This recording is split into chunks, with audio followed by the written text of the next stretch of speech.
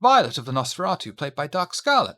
Please do a rouse check to arise from your torpor. It's going to be one of those days. You also gain a hunger. Last but never least, Lantre of the Clan Tremere, played by Kendu. Please do a rouse check to awaken from your torpor rest. Oh, well done. And Lucy from the Clan of Shadows, played by Junie Von Esch from the RPG table, will be joining us at a dramatically appropriate time. Love saying that. We begin with Violet. Violet is out on the hunt once more, staying in the shadows of the cold streets of Oxford. The winding architecture and narrow roads afford her plenty of places to stay hidden away. She watches as large groups of drunken students lay about adults and thrill-seekers pass her by, all sticking together in their fairly large groups, perhaps a result of the Ripper murders in a not-too-distant past. When finally she spots her likely mark, a solitary man stepping out of a car, checking his phone and leaning against his car. Fortunately for Violet, he seems to be waiting to pick someone up. How would you like to proceed?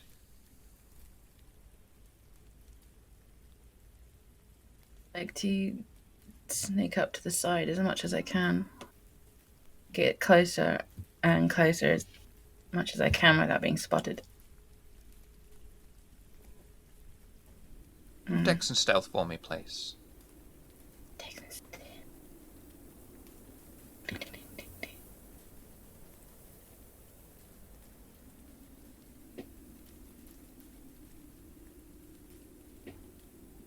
Absolutely fine.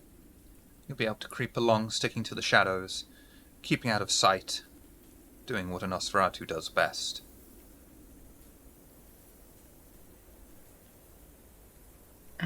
Quick look around to see if there's anyone too close, especially if he's waiting for somebody. Look down the road or down the street to see if anyone's walking. He seems isolated. Easy prey. And then is there an alleyway close by? Like where he is there one that I could drag him into? Close enough, yeah. Okay. Then I'd like to grab him, put my hand over his mouth and drag him into the nearest alley where I can feed him a darker setting, please. Strength and brawl for me, please.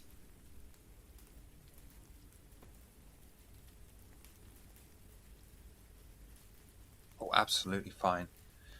You grab the man and carefully take your gnarled, warped hand over his mouth, making sure he's unable to let out any kind of scream alerting anyone nearby, and drag him quietly, surreptitiously, into your alleyway, obscuring him from sight from any passers-by. Would you like to feed? Please. Do your feeding roll for me, please. What is that? Is that on the other page? Yes. Blood and XP. Cool. I gotcha.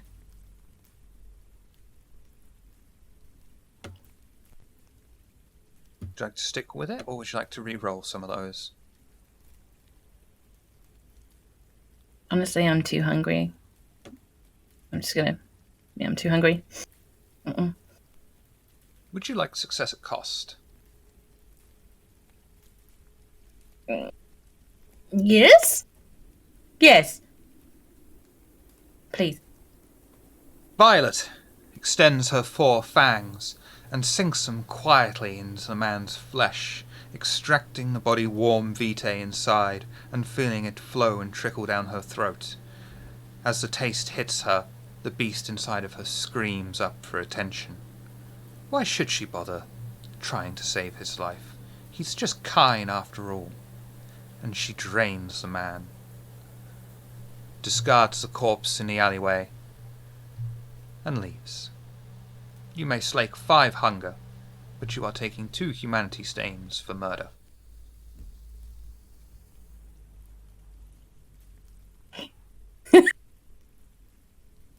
All my hunger gone.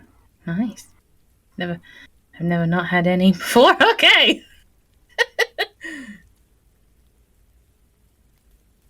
Okay. Slightly later in the night, at Elysium. The coterie have gathered together in Elysium to discuss all that has happened to them and make plans for the future. The Elysium is strangely quiet. The barman is cleaning glasses. The music is quietly playing in the background of a large open room. But Pandora is strangely absent. Even Lorvan is not in his usual corner. The only other kindred present is Thorn, who is overseeing the quiet Elysium, but seems to be standing to a silent attention, watching over the large room. The bartender finishes polishing up a glass, walks over to the coterie, gives them a polite smile. "Good evening, kindred. As it is so quiet tonight, I thought I would offer you all a drink, if any of you would so wish." And you're all there. Keep it simple tonight. And she just kind of like sitting there. She has like a stack of like folded letters, and she's just working on more and more letters. Just simple tonight. Just Bloody Mary. I don't even fucking care right now. And like they can probably tell like she's on the edge at being a hunger for. Just bring me a fucking drink. Just bring me fucking something. Of course. Miss Violet? Mr. Lantre? I would love a drink, thank you.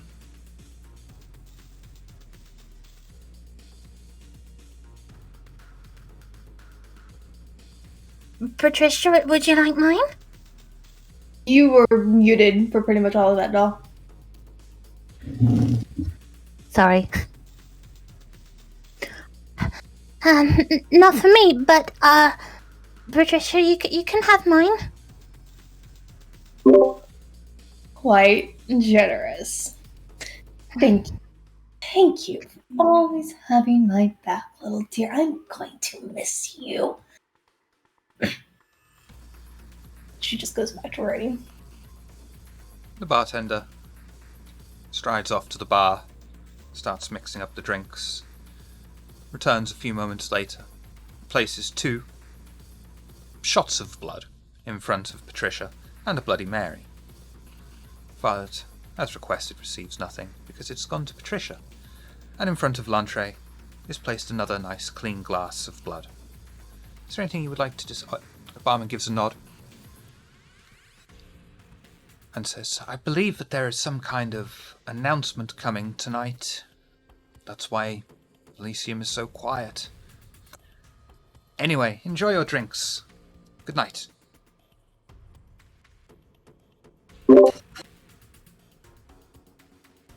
Just both of them, two-handed, go straight to the Bloody Mary, and she's knocking that shit back. Do I gotta do Taste of Blood or no? No, you may slay 2 hunger for drinking 2 of the drinks. Thank you. Thank you. And Lantre, you may slake 1 hunger for drinking 1 of the drinks. Actually, Landry doesn't need it, but he's gonna watch Patricia, and she seems hungry, so he'll push it towards her with a raised eyebrow if she needs it. Just, she's just like chug, sees it out of the corner of her eye, lowers her just enough, takes the hand, finishes it. Ah, splendid. Work's been hard lately. Thank you. Landry will give a smile. A horrible smile, but he's trying to be sincere.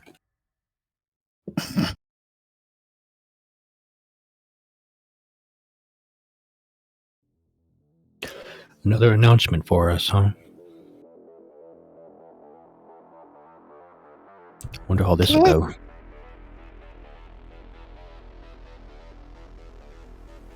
What could it be?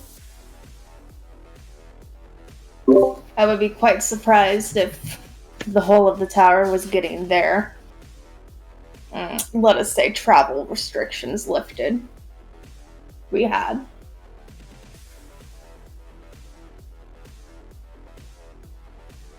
Maybe I should ask Thorn. I'm sure he'd love to speak with you. It would be nice. Excuse me a moment.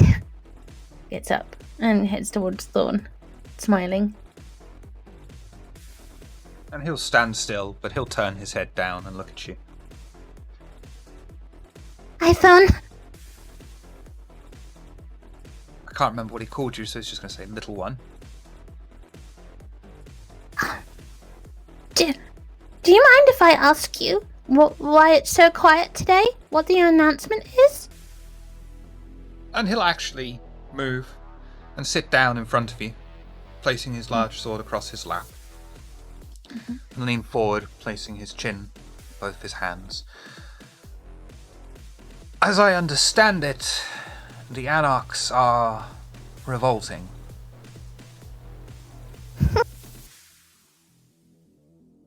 They are gross. I meant that quite literally.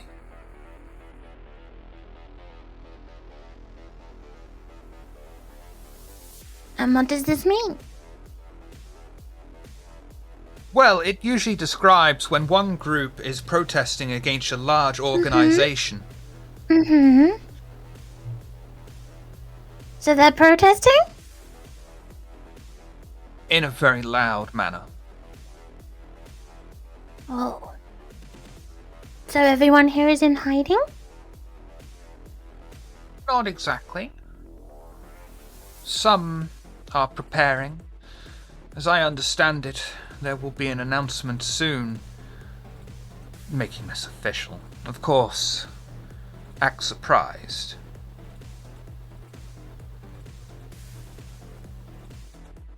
You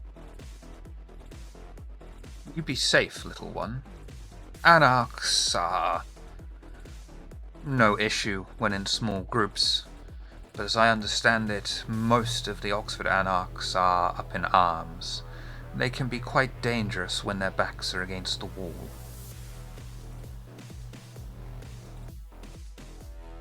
You too. If you need any backup, you know where to find me. Thank you, little one. Always. And he'll stand up, give you a little pat on the head, and go back to his guard position.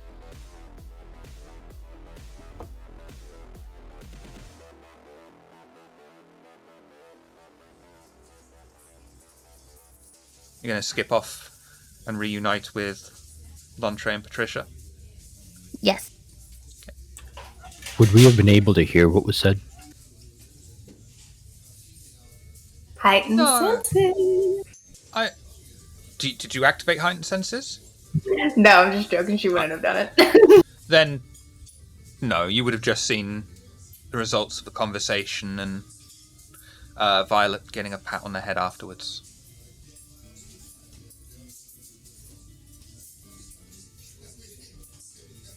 And she will Violet return comes to your over. table. Yeah, she'll return to your Sorry. table and place herself down in front of you all.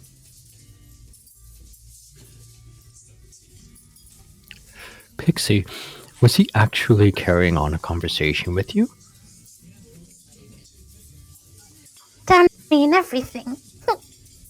I didn't know he could put more than 2 words together. Oh, he's very articulate. Really? Mm-hmm. But he said the Anarchs are marching and getting ready. So to be safe, sewers might be best to travel. I'm sorry, Patricia. Best not wear your best shoes. Isn't It'll be that... fun. I have Mason for a reason.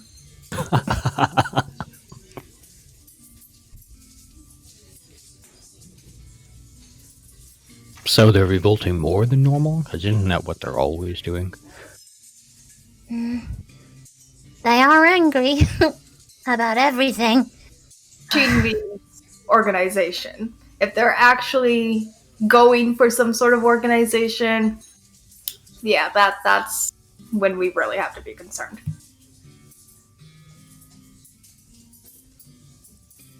So where are we traveling to? Do we have anything in particular we want to do? I know he had wanted to speak with what was his name, Lance or something, but it seems like it's too late for it now.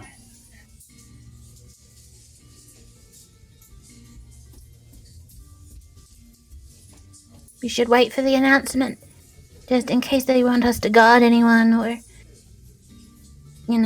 protect I somebody. concur. It does not do well to work on information that you gain from the grapevine when you could have waited but an hour and got it from the prince herself. Fair enough. At that moment, Pandora glides into Elysium. An entourage of Nosferatu, Lorvan, and even the Constable Peeler follow in her wake. She eyes the coterie in the centre of the room, as the two Nosferatu take their seats at an isolated table. Lorvan stands next to her on her left, as Peeler stands to her right, as she approaches the table with the coterie sat upon it. Good evening, Archons. I bear heavy, bad news. The Anarchs are organizing. Their uprising has started already. The Prince is already on the front lines, so to speak. She likes to be seen getting her hands dirty. The other kindred in the city have also been mobilized to try and not just counter the Anarchs, but also attempt to keep their menace from becoming too loud and attracted unwanted attention from authorities. As I understand it, the Prince has allowed you all to leave the city. However, the Constable has one last thing to task you with before you leave. But I do suggest you gather your belongings from your haven before you set out, as once this task is completed, you will be assigned to something new by the Inner Council. I shall leave you with the Constable. Good evening. It was my pleasure to meet with you all. I hope we cross paths again in the future. Pandora I get up runs. and curtsy as I leave. Be polite. Pandora runs a finger over the table as she turns and glides over to her usual booth, dancing in crimson light, as the bartender quickly scurries over and places an intricate silver chalice in front of her. The Constable and Lorvan step forward towards the seated coterie, and Peeler addresses them. Good evening. Time is pressing. Lorvan has joined me, acting as the interim seneschal of the city. As you are now aware, the Anarchs are getting louder. They started their night of menace by infiltrating and opening a facility the Camarilla are operating outside of the city. The facility houses kindred deemed particularly dangerous, but also potentially useful. The Anarchs have foolishly attempted to open it. We are able to contain anything from getting out, but we need that facility locked down. As Inner Council representatives, this burden has been placed on your shoulders. Lorvan here has volunteered to drive you to the location, or your haven first, if you wish to take Pandora's advice and acquire your belongings first. Lucy has proceeded ahead and awaits you there already. Lorvan has more details on the facility if you wish to ask him anything. Good evening, Archons.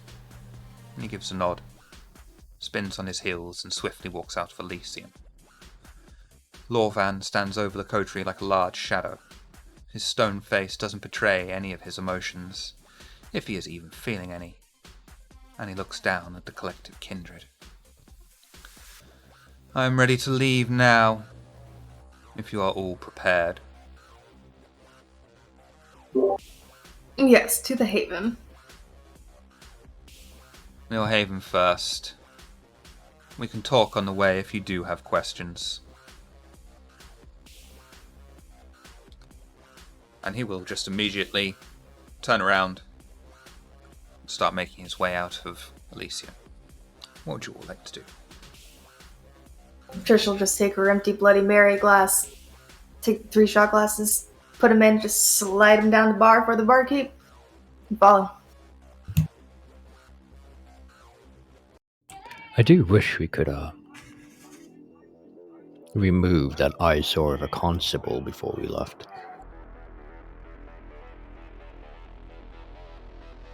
Next time.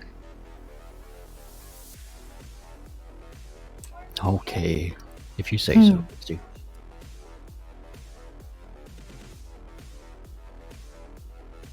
Let's I go want straight with Loran.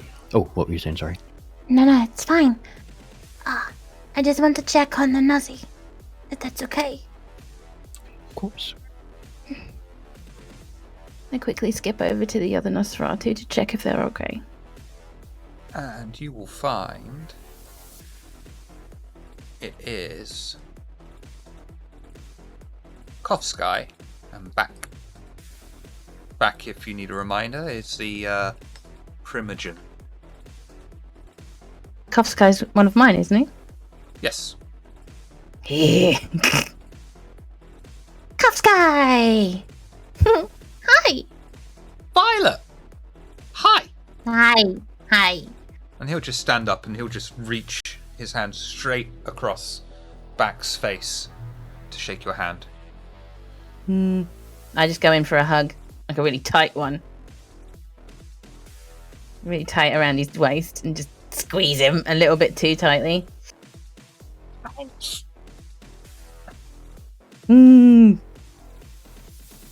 Why did nobody tell me everything was going wrong? Because we thought, like, you're like up here. And we're down, like, not even in the gut, we're below the gutter. And so you're way up there, and we're way down here. Yes. And we thought you wouldn't care. This is why it's important for chain of command. If anything's happening in the city, you should tell me. I mean, technically you heard about it when we heard about it. Has no one been listening? Pardon?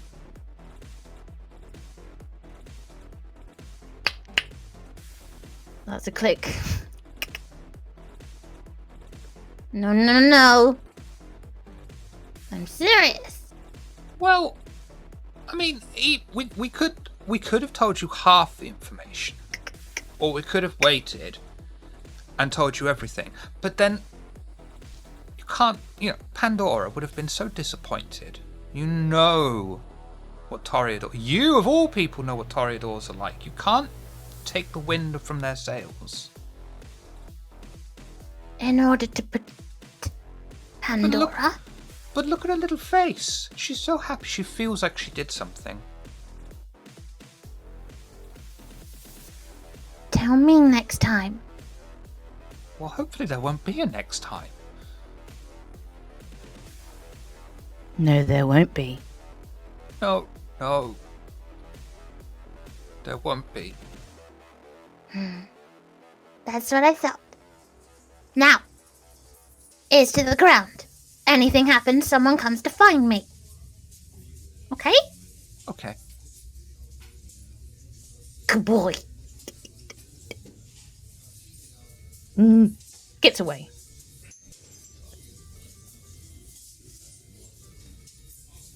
Back's just gonna. You'll just be hearing back. I'm right here.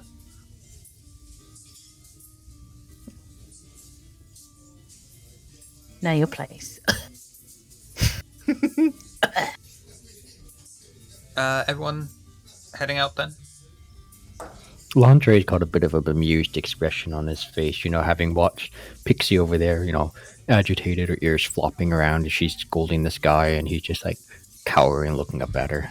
It was fun. Trisha's just beeline. No pausing. She's, the get shit done person. Kindred. I'd say that kindred lives matter, but they don't have lives, so they can't matter. Rude. Wow. Rude. Oh, I'm sorry, these fictitious beings' lives don't matter. Oh, what a bastard I am. Yes. Yes, you are. That's true.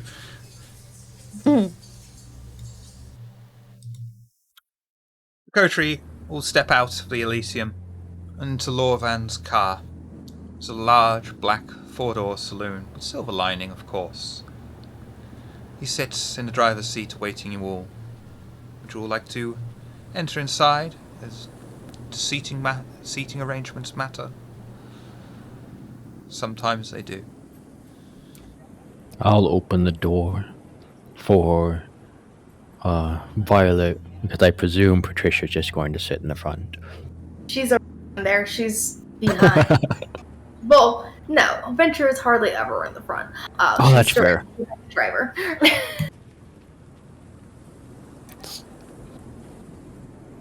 True. I'll still sit next to Lantry and link arms with him in the car. And the car starts making its journey across the city towards your temporary haven. Is there anything you would like to talk about en route? Lorvan, what can we expect to find when we get there? Most of the facility is underground. The more underground you go, the more dangerous the prisoners become. There are 3 levels to it. Alarms, traps, or the like. Are they going to be armed against us? Probably. Maybe. You say that they're marching. Have you tracked the path of travel? Have you figured out where they started? Do you know how many are part of this march? Do you know what they are carrying, weapon-wise? Yes to some of that. Most of them... Which would be? Unfortunately, predicting Anarch movements is like predicting the direction of the wind. I'm more asked about the history. Numbers, arms, munitions. As we understand it, most of them are involved. Arms, some. Mostly semi-automatic weaponry, but they have also been rather inventive and made use of Molotov cocktails. For the time being, they are sticking more to the northeast of the city and heading in that direction. However, that isn't to say that they have split off many different groups. Anarchs are famously disorganized, but annoyingly, when they become organized, they are quite a lethal force. We're more worried about the amount of attention they're going to bring, rather than the results of their actions.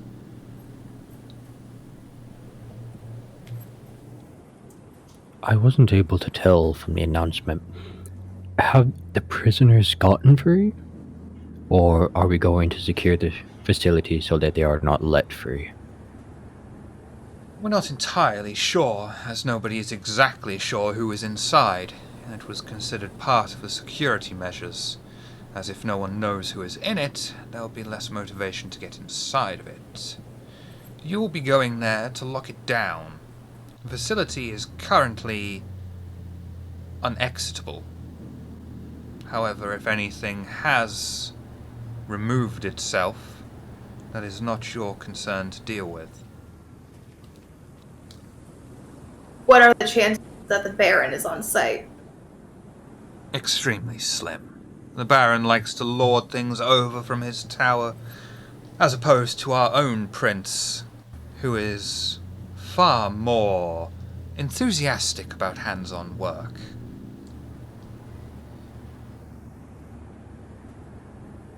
How do we lock it down? Is there a central room? Is there something we need to activate? Or do you just want us to break down exits? The facility is split as a safety precaution, so that the more dangerous prisoners are never together. You will have to split up to ensure you are able to infiltrate the facility properly. I strongly suggest Lantre goes with Lucy or Patricia. No offense intended, but I think you would just get in Violet's way. You're not wrong. She can probably take care of the entire half of the facility herself. The facility was constructed with the assistance of La Sombra, and also had some help from Giovanni. Keep that in mind as you progress.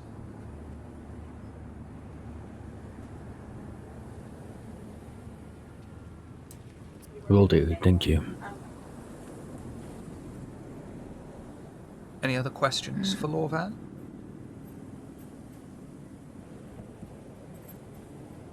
I know he's hard to read, but is he? I don't know. We've never really trusted him anyway. I don't blame you, he's Blech. Sombra. Well, how can I check him over? What are Like you I said, I know searching he's for? hard to read, but What kind of thing are you searching for in particular? I don't know. Is he looking at any one of us in particular? Is he? I don't know. Does he seem too tense?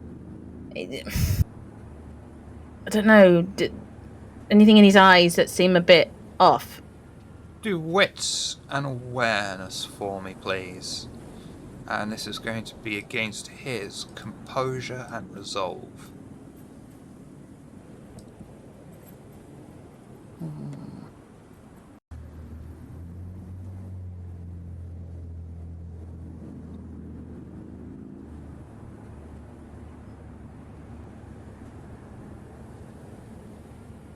You can re-roll those 2 2s if you so wish, Them.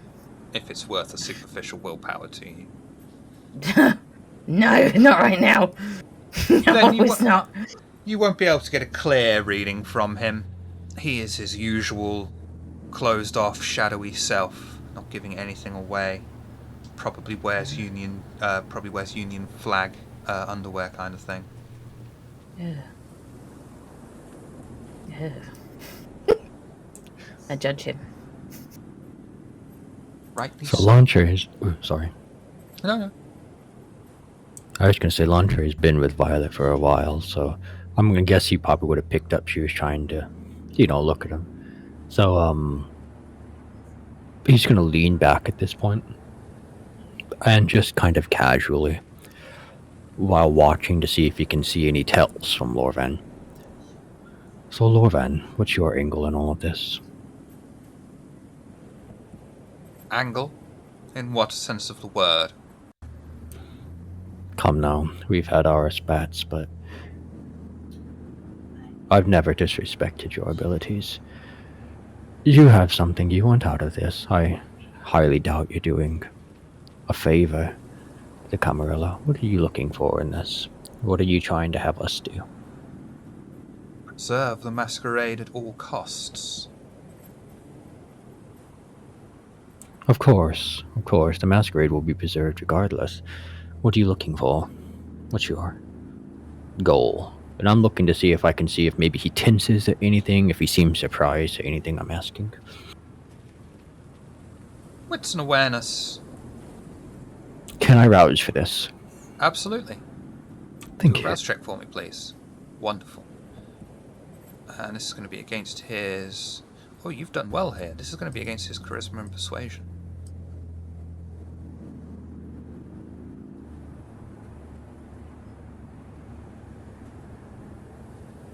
Increase his hunger rather than give him into the beast in the middle of the car, which is not going to go well for him. Horrifying.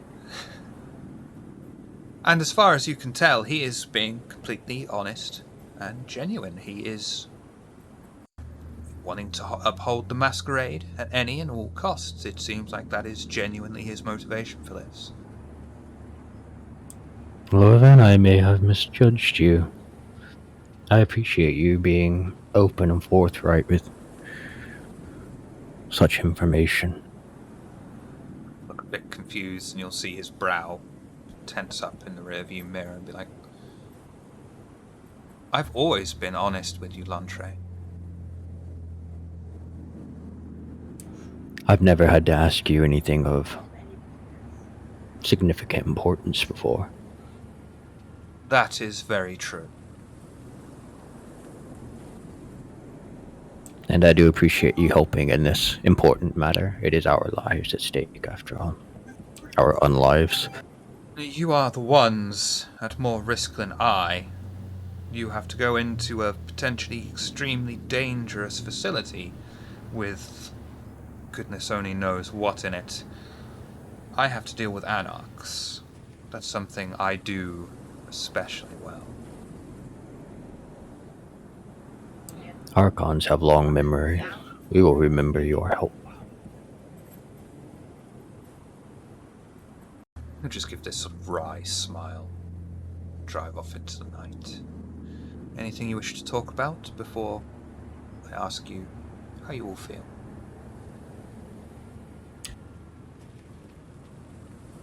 Very well. Patricia! You are on your way to a sketchy facility, details of which are minimal at best, but it is also your first step on the road to freedom of Oxford. What are you thinking and feeling right now? Tandem with that last bit,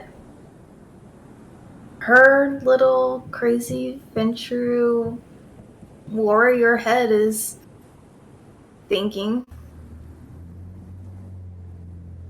maybe make it look like something happens, but it didn't happen. In other words, I will be messaging you during episode break. But it kind of goes in tandem with like all the letters she was writing. Like, you know, she has them like tucked away in her purse. She would have like wrapped a ribbon around them before leaving the bar and everything like that. So there's basically like variants of letters that she could send after this. But it's still a little bit too early to really set too much of anything in stone, but she's kind of used to this sort of thing. Violet, you are on your way to the same facility. You have not received information about it from your Nosferatu pack, which is in and of itself rather suspicious.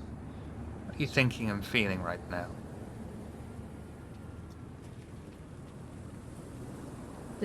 Such a big move. She's frustrated that they didn't tell her. Well, there's no anything from the underground that reached her at all. They're supposed to be good at that.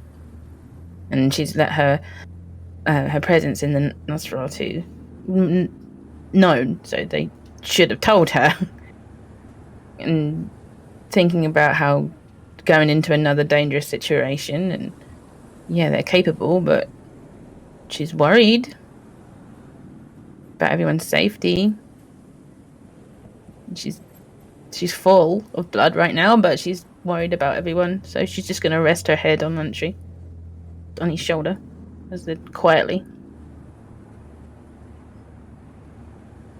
Talking of Lantre, you've just had this interesting conversation with Lorvan, who seems rather nonplussed by your very presence, and has just matter-of-factly stated that the Masquerade is extremely important to him, and he seems sincere in this, as well as being on your way to this extremely strange facility, going to your haven to pack up your shit and get out. What are you thinking and feeling right now? So Lantre is just kind of leaning his head against the window, looking outside.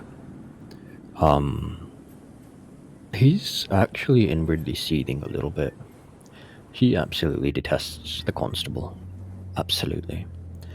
And the fact that in the middle of basically the war getting heated, he's going to send us to this facility of the most dangerous kindred, or whatever that they've got.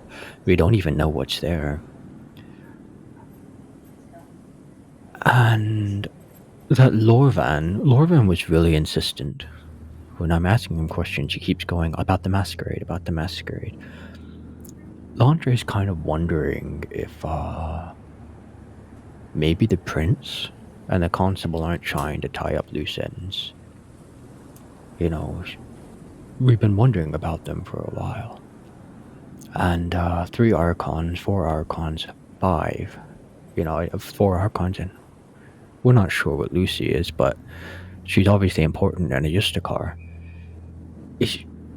What exactly are they aiming for? Are they trying to remove us? And he's pretty upset about that because first, Violet is in danger, and second, he's kind of surprised at himself, but he's kind of come to enjoy Patricia's company, which surprised him, you know, but he would be more inclined to protect her than leave her out to dry, whereas when in the past, he would have been more than happy to just have her removed. And so his family is under attack right now, and he's pretty unhappy about that.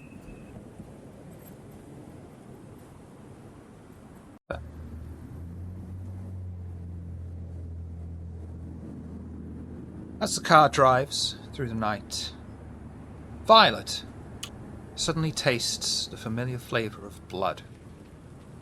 It seems slightly different, almost like it has been soured as it coughs back up into her mouth. It is unlike anything she has tasted before, even after a feeding, even compared to bagged blood, and leaves a sour taste on her tongue that makes her feel almost shaky and weakened. She swallows the coughed up blood, and Violet realizes that something is slightly wrong.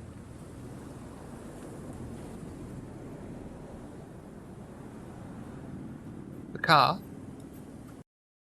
arrives outside the coteries' temporary haven and head inside the dimly lit building. The streets are eerily quiet as they head inside with Lorvan in tow. That's fucking loud.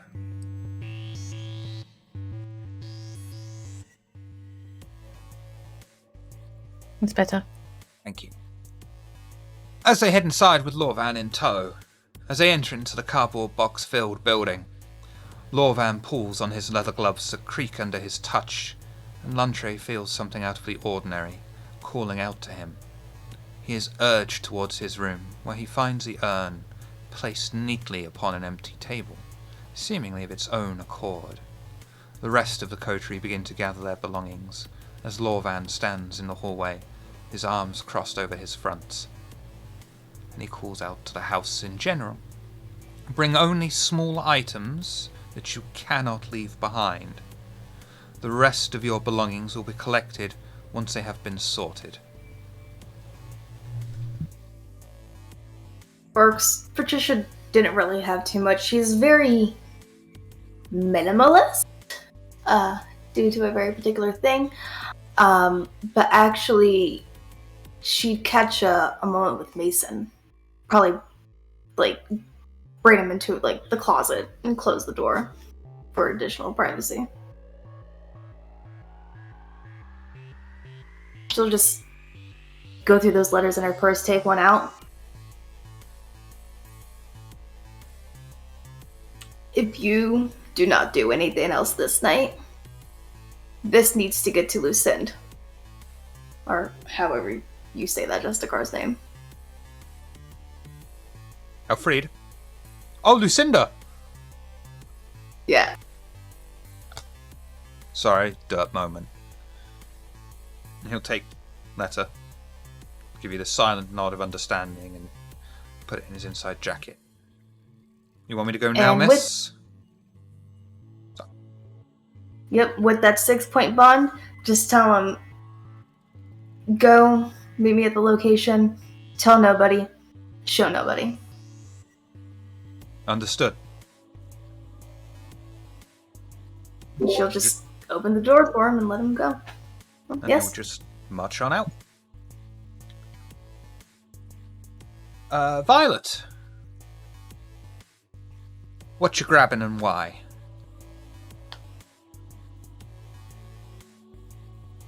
Sledgehammer, for sure.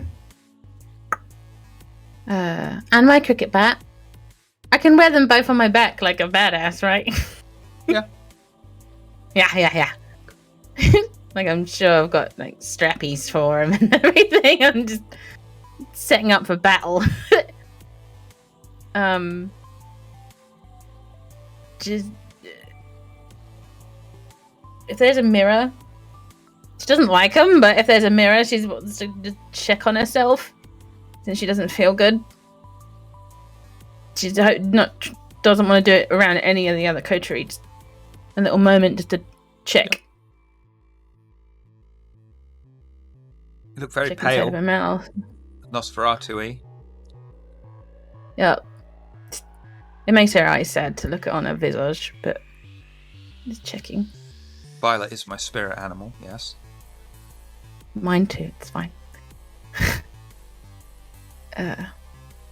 Nothing, checks her skin, anything new or gross, extra gross or... Extra gross. Extra gross. Physically, you currently look the same as you always do. Okay. But you do feel, for lack of a better word, even though it's a very human word, you do feel ill. Like you are coming down with something. And that's very rare, right? Or doesn't happen. Correct. Yep.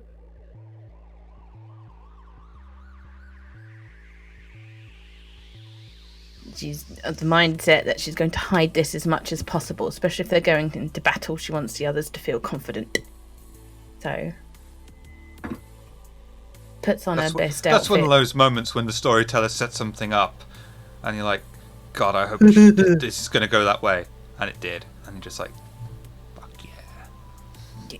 Yeah, alright.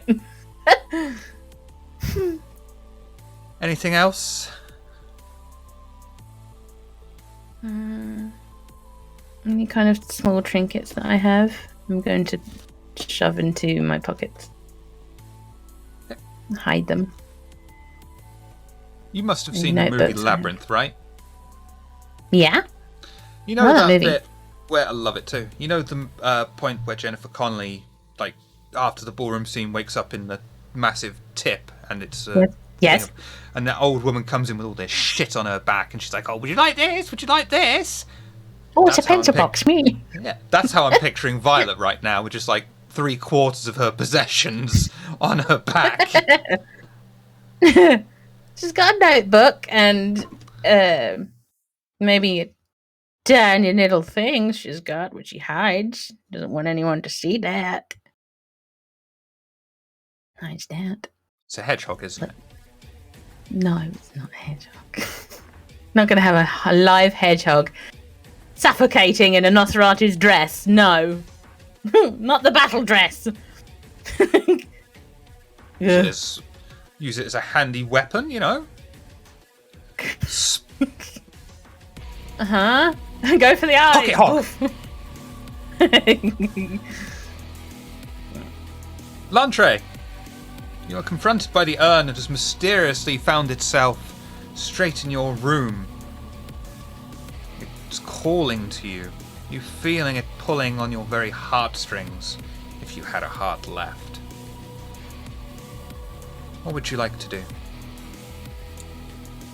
Well, first, he knows Patricia never would have put it there. And Violet would have told him. So there's definitely something odd going on. His room is completely bare. He has no possessions. There's not even dust or anything. The only thing he's partly worried about is his library. But he can deal with that later. So he's going to look around. And he's got a moment of regret here because it would have been perfect if he still had that stuffed llama that I'm drawing a blank. Lucy had gotten him, but it's a shame. So he's just gonna find a pillow or something and tear it open because this urn is coming with him. You know, he is not letting it out of his sight. He was really upset last time when it was taken from him. Now that it's his, it's staying with him. So he's gonna stick it in the pillow. You know, so you can't really tell the urn's in there. And then he's going to in some way, maybe he can find a marker or something from one of the rooms or whatever. He's gonna draw a smiley face on the pillow. You know, just so that there's something changed about the pillow. So if someone asks, he can make up some ridiculous story. But, you know, why are you leaving with only a pillow? You know? So he's just gonna like mark it to make it look a little different. And then he's just gonna head downstairs.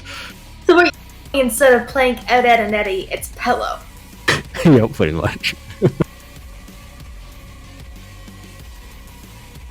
Is there something weird about taking a pillow when you're moving? Because I take a pillow. I have a favourite pillow. What's wrong with that? I cannot sleep on any other pillow. I mean, that's Is fair. that not That's normal? fair. There we Do go. you draw a face on it? Do you draw a face on it? Don't need to. No. Nice.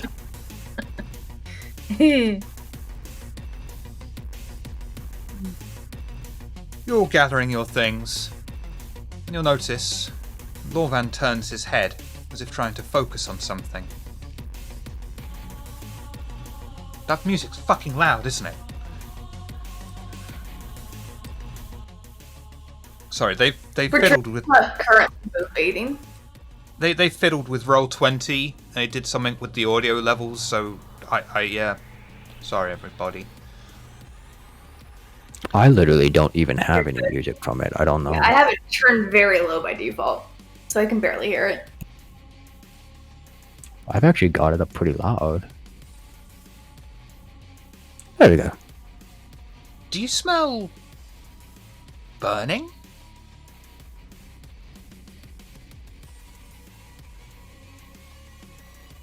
Instantly goes into sniff mode. I Yeah, don't like smell burning. The smell. The house is burning. Out! Everyone out! Now! Now! Now! Apparently he spent some time as a lollipop lady. Get across the fucking street! Go! Go! Go! Nope, as we're going, Patricia she just kind of like snaps open that case, lets it fall, and she's connecting her spear as they fucking get the fuck out of Dodge. Lantre's walking out. Oh, sorry. No. He's just like, he's gonna whisper under his breath. He's like, oh, really? I didn't even burn this one down.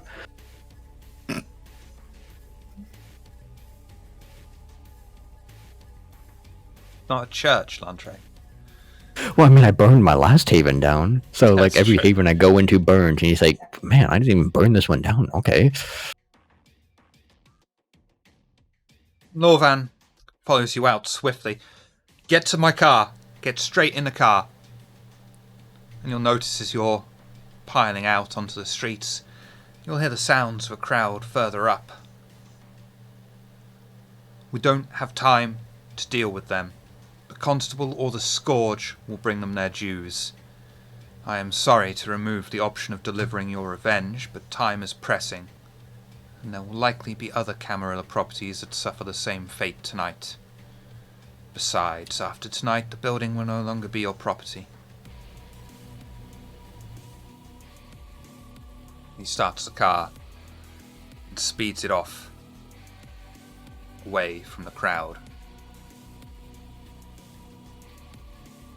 As you watch, probably looking behind you, you'll see that your haven, and anything left behind, is burning. Patricia doesn't look back, that shit's bad luck. It's probably the constable anyway.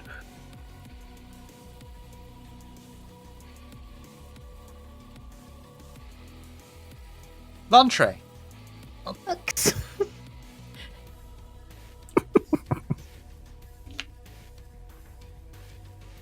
Violet is openly grieving the books. Oh, Lantre, as you are speeding away from your temporary haven, what are you thinking and feeling right now with this crowd of anarchs that has burned your temporary haven down? But fortunately for you, you do have the urn with you. Yeah, there's... First, Lantre's been with Violet for a long time. So he probably would be able to tell something was off if he wasn't so engrossed in this darn urn. So, we're driving away. The flames in the back window, whatever, and all he's like clutching this pillow. Like if anyone's paying attention at all, it'll be obvious. He's just clutching it, and he doesn't really care. You know, he's got this freaking urn, and he's happy about it, and he doesn't know why, and he wants to find out what's going on with it. The Haven isn't much of a problem. He burned the last one, you know, so he's not all that worried about it. He thinks it's a little amusing that a second one has burned in the course of not very long, you know. But apart from that, he's just engrossed in this urn and just like kind of like petting the pillow. Fair. So, would it also, in Lantre's mind, would it be fair to say that he's thinking we didn't start the fire? It was always burning since the world's been turning? Since the world's been turning, yes.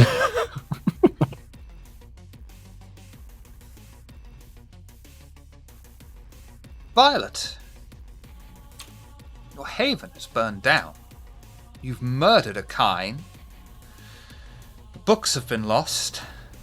But so far, at least, the rest of your coterie are safe. What are you thinking and feeling right now?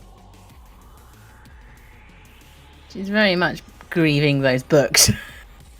She loved those books. She loved when she and her and Lantry would look through the books. It was their comfort spot. She wants a comfort spot right now, but they can't. And if she probably notices the creepy smiley pillow. If that's a very new thing, she's just gonna look at it, look at Lantry's face, not question him, but it's like, what? All right, is that okay? Are we okay? And we'll just gently put a hand on his arm or his leg, just a little bit of comfort. She's desperately trying to hide if she coughs or has any illness signs.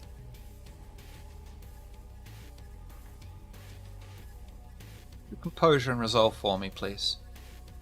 Ooh. Okay.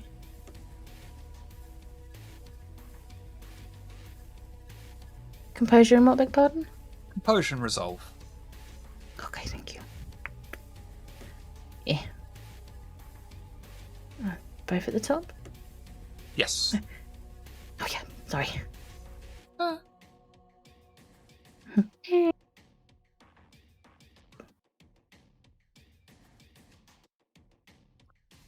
You'll be able to successfully steel yourself in the vehicle and not give away any signs that you are currently feeling ill, which is an extremely strange sensation, probably something you've not felt since you were mortal many, many years ago.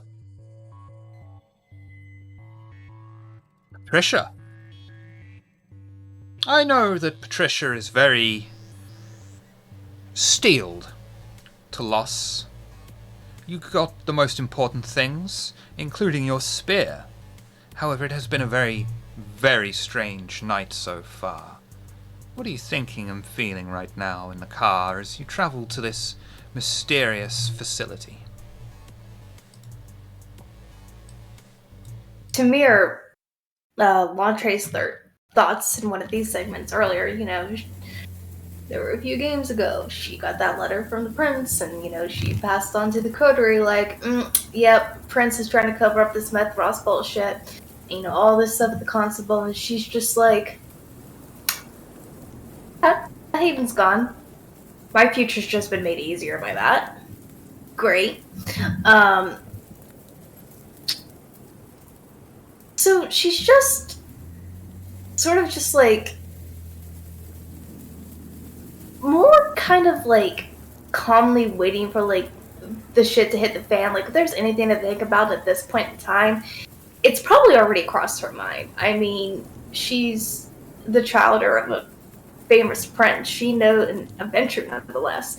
She knows how to think all those steps ahead, knows how to predict certain, possibilities, very much in the realm of, almost like Sherlock Holmes would.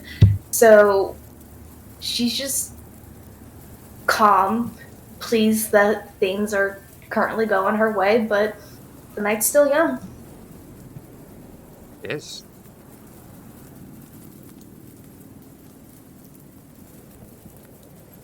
The coterie arrive at the facility as Lorvan brings the car to a stop. The coterie can notice a few kindred already hanging around the area. The car comes to a complete stop, and Lorvan turns his head slightly. This is the place. Proceed onwards. Good luck, Justicars.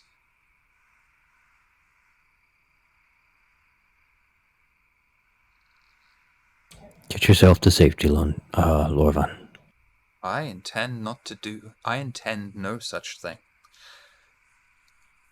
I will bring revenge in your name. Thank you. We will fight for the Masquerade. Patricia will message Mason where they are, and then at that point destroy the phone. Okay. And you'll all notice that Lorvan just sits there as shadows begin to creep around the car and open every single door for you.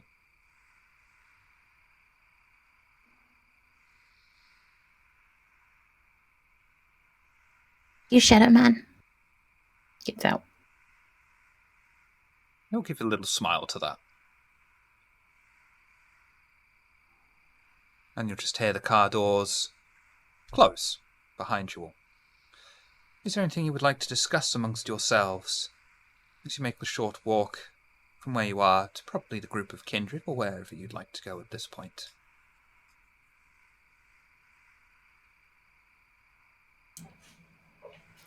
At this point, we're near the prison now, right? Like, the kindred are here, but we're kind of we can see the prison now, Yeah, right? you can see bunker door Where off we'd in be. the distance and a few kindred just milling about the area on a grassy meadow. Can I look about for would I have active? Blah, blah, blah. Are there any wards or anything that would have been activated by my Sense the Unseen? No. No. Okay. And then I'm going to just kind of do a cursory glance over both Patricia and Violet and just kind of see if they seem to be doing all right. If they look a little bit nervous, a little off or whatever, that's going to make sense. I'm not looking for much, but I'm just doing a cursory glance over to make sure they're okay.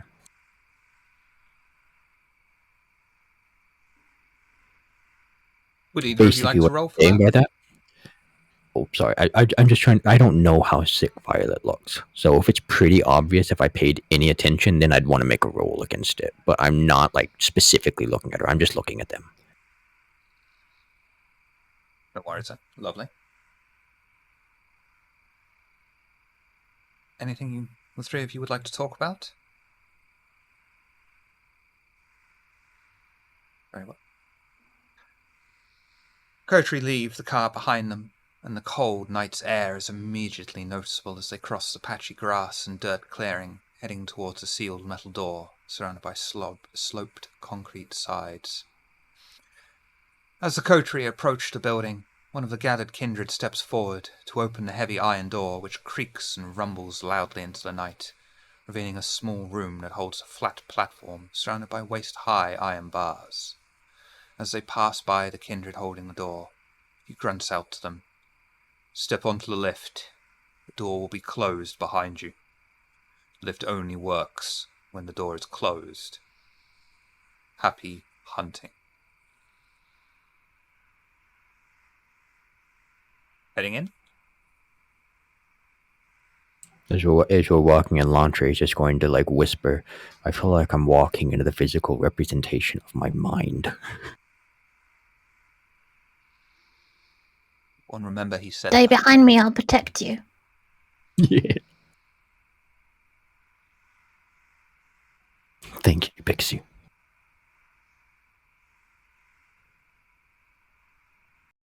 The door creaks shut, and the room eerily echoes the metal clang of the closed door, revealing the nature of the dank shaft below them. A brief moment of darkness envelops the coterie before an electrical hum fills the air, and a dim yellow light provides barely enough illumination for the coterie to see two buttons in front of them, one with an up arrow and one below it with a down arrow. One of the coterie hits the button, and the lift kicks into life and slowly descends down into the facility. The mechanical grinding and whirring drowns out the electrical hum. As the lift is making its slow descent, would you like to talk among yourselves? This could be one of the last times you get to have a private conversation before shit hits the fan. Lucy's already here, I presume? She is ahead of you in the facility already. Excellent, excellent. We hope that the player is physically okay. Oh man. So, we'll have to meet up with Lucy here, and it was suggested that we split up. Violet, are you okay with this?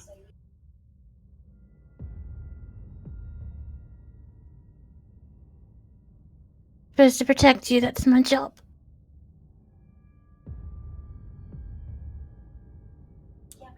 I trust I'll be safe with Lucy and Patricia. I'm worried about Violet's you. going to get into his face. I'm supposed to protect you. That's how it works. Landre's going to take out from his cloak a book of riddles. The one that he takes out when she's under compulsion. And he's just going to give it to her and pat her on the head. You take care of yourself, dear Violet. My little pixie. Lean her head on his chest there, because she's probably too short to get to his forehead. He'll rest his head on top of hers. Don't die. Please. Same goes for you, little pixie. Come now, we've done this how many times over the years? It'll be another adventure to talk about in the future. We'll write it in the book. Excellent. I'll draw the pictures. I'll do the writing.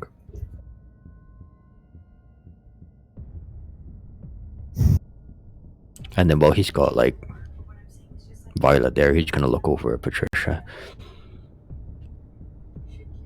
What are your thoughts right now? How are you holding up? What do you think we should do?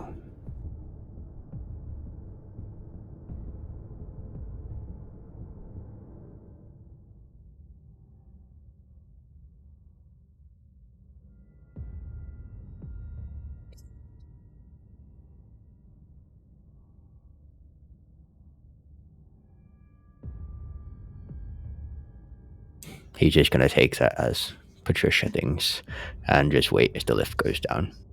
Patricia is currently deep in thought as the lift descends down, contemplating the question that you asked her. You cut out a little bit. Sorry, what was that? At least on my end. Oh, sorry. I basically just looked over at you and just asked how you were holding up and what you think we should do next.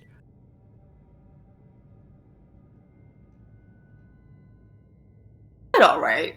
It does surprise me that they wanted Lucy to go off all by their lonesome. I mean, I have heard the tales and seen the acts to back it up of their single-handedly taking out one of those wolf changers. At the same time, my interactions with the prince, constable, other members of this tower, not to mention the dredges of Cult Mithras. I'm done with this country. I agree, and now we're trapped underground. Right where they want us. Smart. You got us. We can make it work. If we all make it out of here, we're going to come back here in the future, and we're going to kill each and every one of them.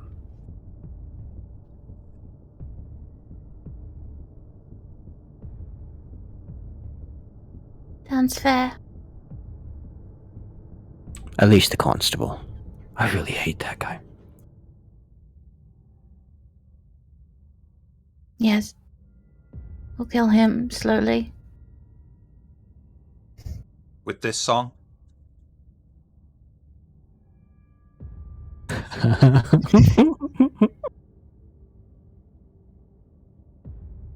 and as the lift comes to a sudden halt, we'll take a quick break and be right back. Hopefully, if I can find... Perfect timing, because I just sent you that thing I said I'd sent you on break.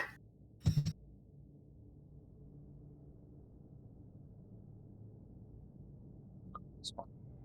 We'll be right back.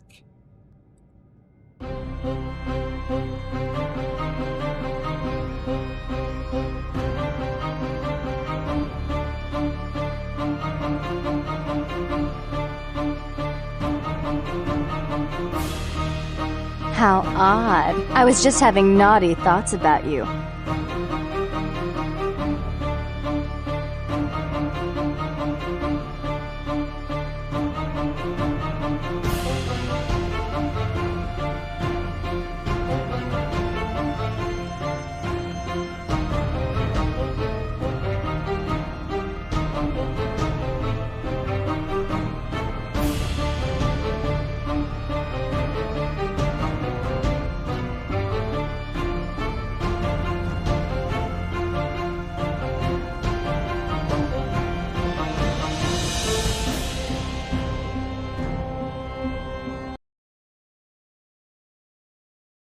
Well, that was fun.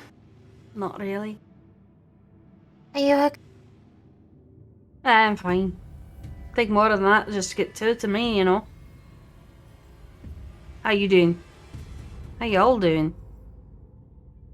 Laundry has a pillow with a smiley face drawn on it, held in his arm, by the way. Written. And he's just, it's like markered on, and he's just gonna smile at you and say, "It's good to see you, Lucy." As always, Laundry. You're looking particularly smiley today. I'll smile a bit wider for you. I met with the pillow. Are Oh. you smiling buddies? This is Wilson. Wilson. Oh, why shouldn't it have been a volleyball? Big smile. Do you know the red handprint on the back of Wilson? Not yet. Ah, plans for the future, I see. Yes. Fair enough. Violet and Patricia? Got a rib that's still slightly out of place, but I'm splendid.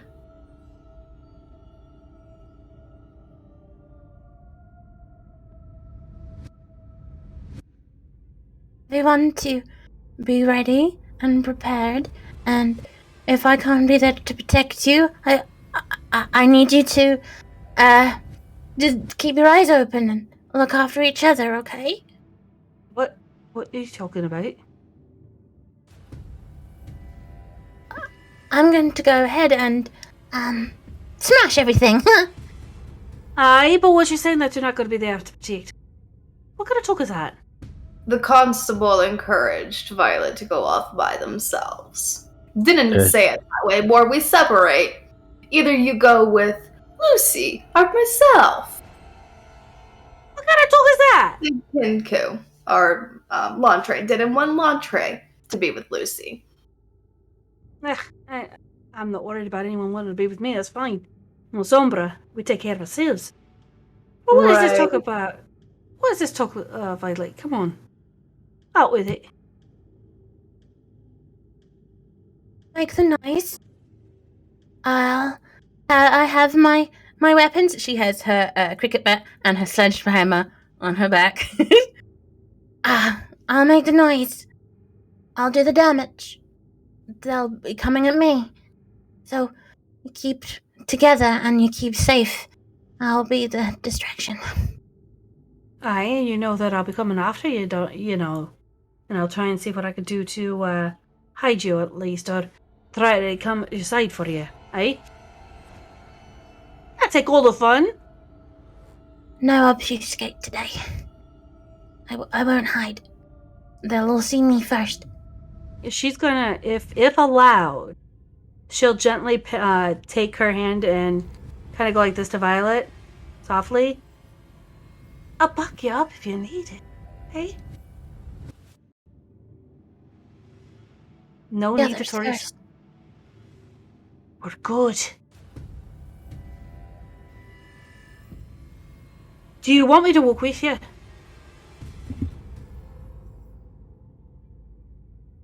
No. I do what I'm told. Who told you? The cam. They said I should go first. He didn't seem like he was lying or tricking us, so... What cam? And she looks at the three of you. There are two. This facility is split into two. They recommended that Violet takes care of one half and we take care of the other. We're all good with this. I already said I don't trust it. I don't trust us either. We're already in a prison, locked, underground. If they want to do something, they would have done it. So what do they want? What do they want us to do?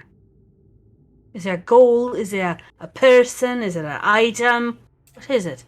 We have to secure this place, whatever that means. So we have to make sure that nothing's escaped and that nothing gets out. They did say if something did escape, we don't have to fight them or face them. It's not our problem. But they want to make sure that they're not able to join the mayhem being caused by the Anarchs right now.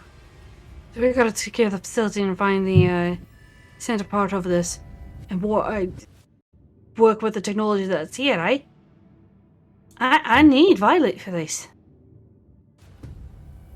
I mean, I presume there's a central command, right? So I don't know where it is. She's the only other one with technology. We were told primarily to contain the Masquerade rather than cede to the collateral. We are to prevent it. We don't necessarily have to fight. We just need to find a way to lock things down. So we have a map. There's a map? Did you get a map? No. All we were told was they don't even know who's in here. Because if no one knows who's in here, there's less likely someone will want to break in. This is the constable and maybe the prince cleaning up something. And we're the patsies for it. Either that or they're cleaning us up. Volcano's house.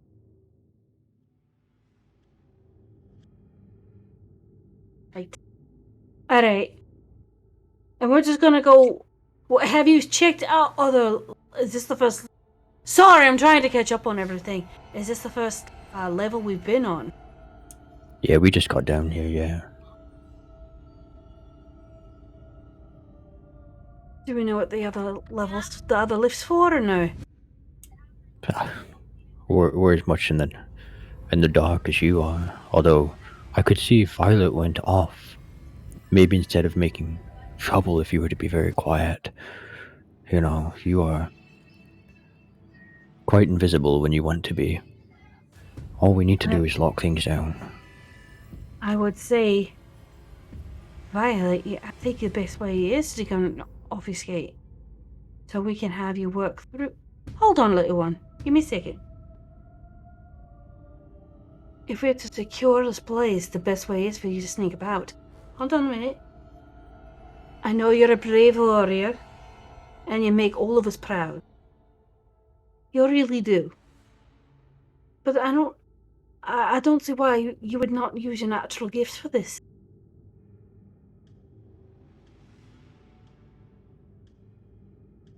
Towards the offices with the computers, and that you can deal with that. I'll get in their way so they come to me first. If Give we you a trip clear off, path. but if we trip him off, if we don't trip him off, you don't have to do it. And I need your brain. I need your wits about. Can you help me at least with the computers before you go all big and brave?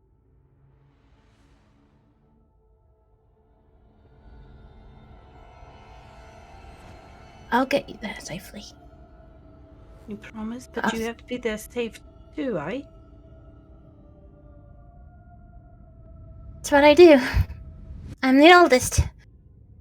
Aye, but you're still a member of this place, aren't you? You have to get out too, Pixie. Your safety means more than mine. Not to me. But your life means more to us. And actually, she will, Lucy will turn around and offer Violet a hug if you like.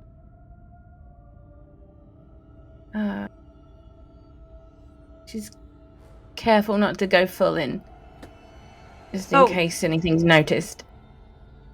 She has no wards on her, so she'll just open up and let her hug if needed. Leans. Come on, Violet.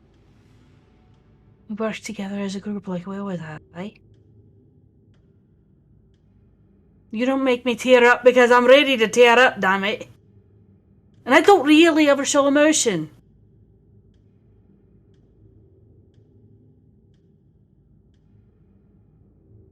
Me. Okay? You cut it. You too cute for microphone. Stay behind me, okay? Only if I can have my arms up so I can help defend you. Okay. Okay. Promise? I Pinky promise. swear. Pinky swear. It's legally binding. We didn't do this in my time. Okay? Neither did we in my time, but I've learned. But if you take your pinky and you look at it with mine, like this, Oh. Okay. right? It's a Oh. legally and binding promise that you're going to do everything you can to make sure you're with us, right? And we fight together as a group. Alright. Okay. Okay. And I will rouse for arms. Because I'm just that crazy. Okay. No problem. You're making me tear up too, Violet. I'm gonna go get a Kleenex soon. God damn it. At the moment, the storyteller should feel guilty because he knows what's coming, but doesn't. Give me the damn thing! But doesn't. For the moment I wish I had celerity. Starting to head across to the other left, I take it? Before they go, can I'll just call out to them. We'll have to find master control. Alright? I'll wait till after. Just tell me before they go, okay? Or am I good? Right. I didn't know if you're doing a roll or whatnot. I was doing the rouse check just for arms, but I'm not gonna roll just yet. Oh, okay. So, we need to find master control. Because it's the only thing that would be able to control all the cells. I don't know if it's been taken out. If there's no one manning it. But if we can't get inside, there'd probably be keys. There'd be 2 keys, probably as far away from each other as they would be. So, either side of the prison, I don't know. But we need to find out where we need to go to secure this place first. So, how will we keep in touch?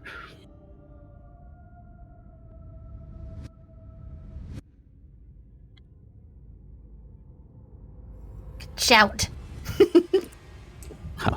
Okay. For once, I'm actually going to see these. Get your it turns out we can text. Do you have any data down here? Storyteller, do we have data? Gotta find do we out. have a signal? I mean, I'm going to hand wave it that, yeah, you shouldn't. Oh, okay. Yeah, it's fine. Fuck it. Okay. That's the least of your problems coming up. No, God. Perfect. Okay, we got it under control. Perfect. Patricia would Then I'll love do to a phone call. and just be like, I was hoping you had a burner. Mason had to take care of something personal on my behalf, and they're very likely to be catching up with us soon. With that in mind, due to present theories of concern, I destroyed my device. Thank you. Thank you. Thank you. Thank you. Thank you. I find it funny that Lasombra has the burner. Darling, I've come to know you. I know that you will be the Lasombra that has the burner. I mean, if you're here. I mean, who gives a shit about, stereotypes? Precisely. And she just sort of spins her spear. She's like the prince. She likes being seen in battle. Is this fair? That whole line there just taken out of context. Well, I want to Everyone grabbing. activate Oh, sorry. prowess. Can I activate prowess? Please. This is one of those moments where I'm so proud of myself and hate myself at the same time. Every single one of my players are so fucking paranoid all the time. It's just like, it's awesome. But I'm just sat here thinking, you don't need this yet. But yes, of course you can. we might not need it yet, but by the time we get to it, we've already had it out. Yep. Ready. Ready. Unless the scene changes. Oh, God. Which is why Patricia's very much, kind of stand there like a Spartan statue with her spear, just calm, cool, collected, like, the spear in the storm waiting for the wind to come. For copyright reasons, I can't play the Wonder Woman theme tune, but please, in your heads, play the Wonder Woman theme tune. Which one? The 80s or the present one? 80s! She was embracing Data's the choice. 80s! Okay, burn. Plus business suit. Oh yeah, hell yeah. Shoulder pads, everything. Everyone heading forward. I do not remember 1980s Wonder Woman having shoulder pads. It was late 70s, early 80s. No, pads were the thing. I remember her looking very cold. Oh, she was. Everyone heading forward. Yes. Lovely. You? The coterie head forward, and each of you hear a separate voice distracting you. Lantre, you can hear a voice that catches your attention as the others start to split away. You instinctively cast your gaze over to one of the filled cells and look directly at its occupant that whispers, "Yes, you, come over here." Landre is going to raise his eyebrow. And then he's just going to wait for a moment before he slowly starts walking over.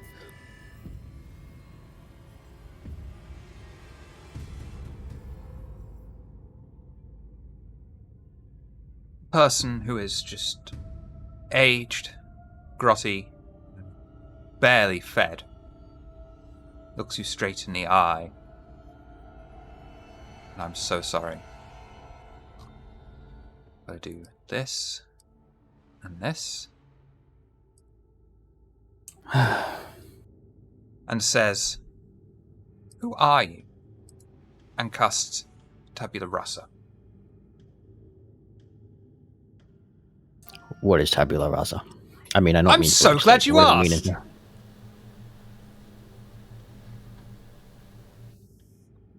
You have to resist with resolve and composure. No resolve. Yeah, composure and resolve.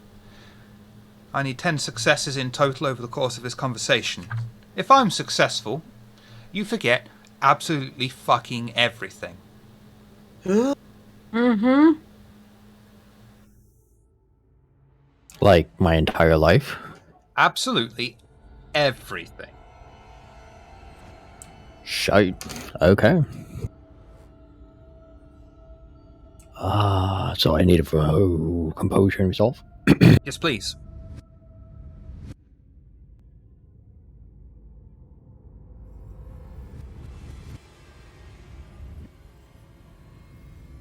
Can I spend a willpower? If you so wish. If it goes too high, I will also spend a willpower. Yeah, I'm gonna leave it at that. So that's 1.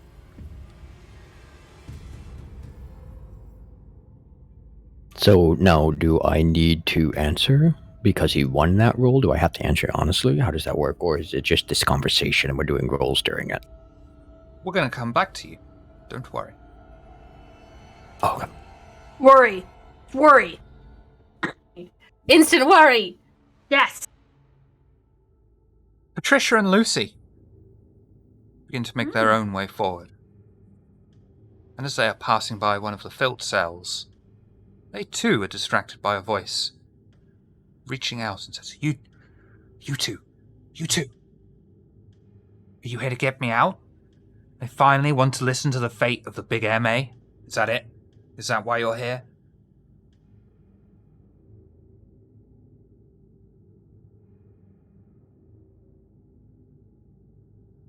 Eyes on the prize. Gotta go forward. Gotta ignore. Do a willpower roll for me, please. Sure. Do.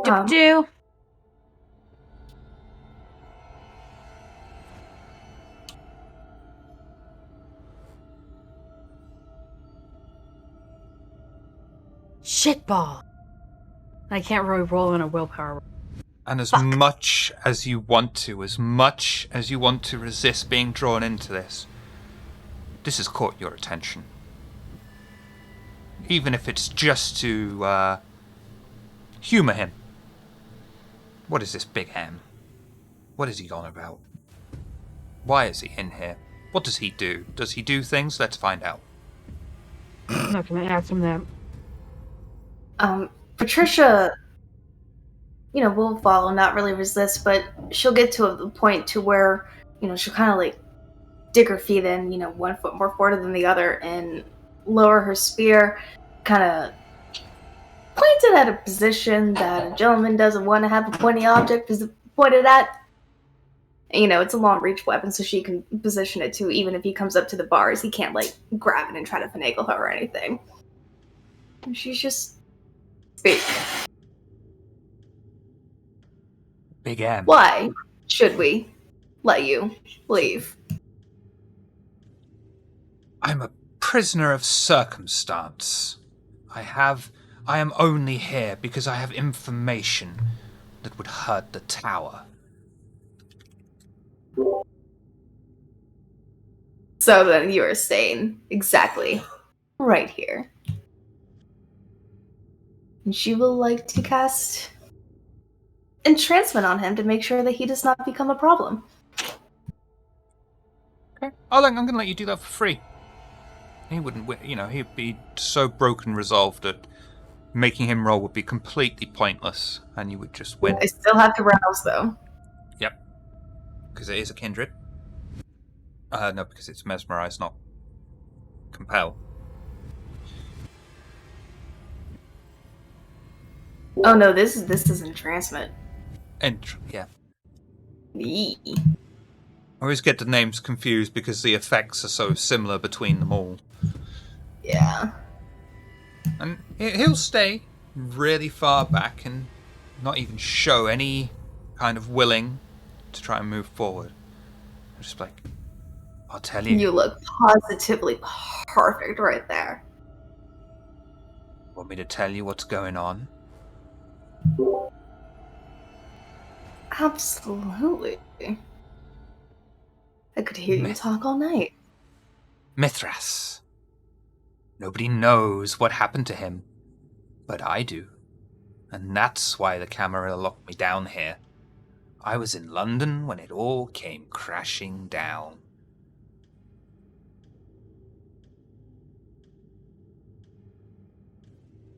My problem anymore, which means you're staying right the fuck right here for another reason. If not 5 more. If you want to carry on working for those that are lying to you, then that's fine by me. Oh, don't you worry your sweet little head at me and look at me. Information is power. And if you have a secret the Camarilla want to keep secret, then you've got a rather large amount of power in your back pocket. Oh, you got that. I was a member of Queen Anne's court. If you don't want to know, then you don't want to know. Glad of you. At least not presently. The benefit of keeping you right here is that the moment something like that becomes relevant to one such as myself, well, then I know I don't have so much work ahead of myself. I know right where to find you and how. Okay. And we'll flip back to Lantre. You can answer the question, who are you? Proceed from there if you so wish, Lantre. And would I be aware that he's using this on me? Nope, because he has rationalize. Okay. Mm. I'm not going to answer. I'm just going to continue staring at him. Okay, that's fine. And he'll just maintain eye contact, looking at you, and be... So why are you here? And resolve tabula rasa. Composure and resolve. Oh, man. Would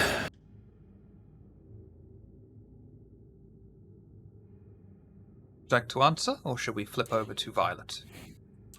I'm here quite possibly to die. Yeah, that's a good cliffhanger to flip over to Violet with.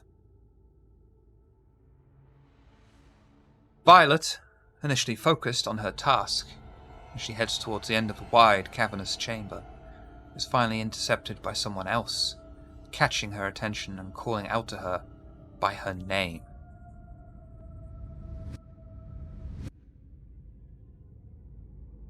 What would you like to do, Violet? Can I see? You can see Can I someone see them? just... Yep, they're just there, clinging onto the bars and gesturing you over, saying your name over and over. I go over carefully. And as you approach him, he will actually start to step back and try his best to appear as non-threatening as possible, as a completely gaunt, almost skeleton-like creature can. You're Violet, right?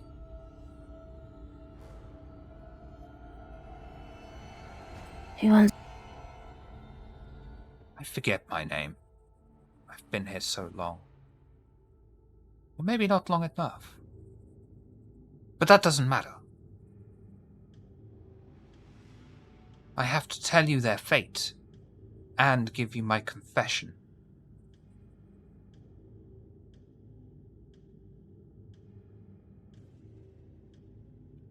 Cuteness level overload isn't coming through on the mic. Wait. Yes. I don't know you in person, only what I was told. But it is important to warn you about what is to come.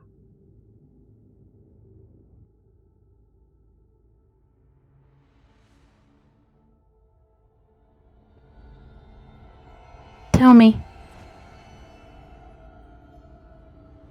I have to tell you my confession first. I was told that's the order it has to come in.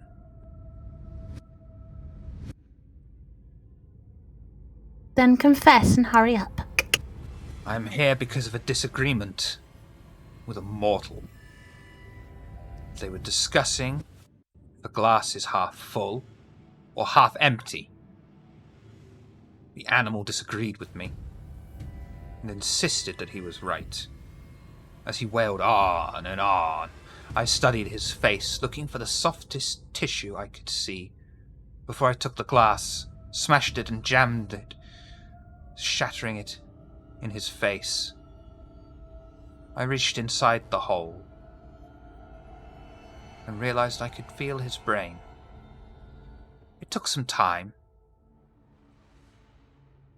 but as I ripped my hand and the glass out, I noticed it was covered in thick blood and brain matter.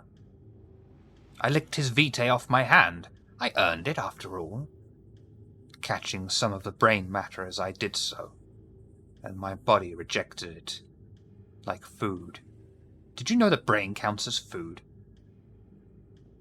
I expelled vitae all over the floor. His interfering neighbors, I assume, called the police, who showed up and saw the blood everywhere, but were too scared to come and arrest me.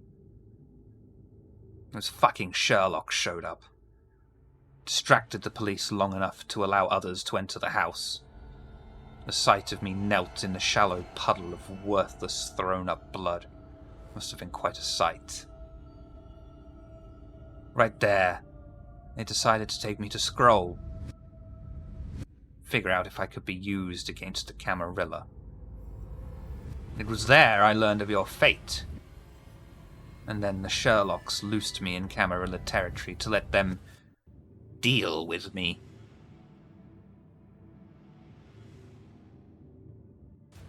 Now you have heard my confession, and how I have come across this information, and I shall tell it to you as it was told to me.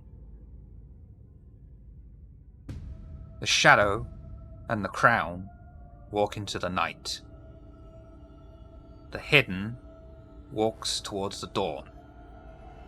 The trickster walks to the void.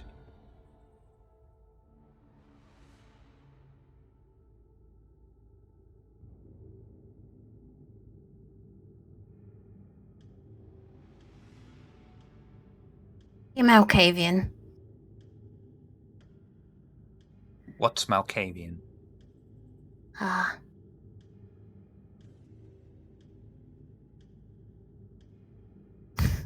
And we'll quickly flash over to Lantre, while we still can.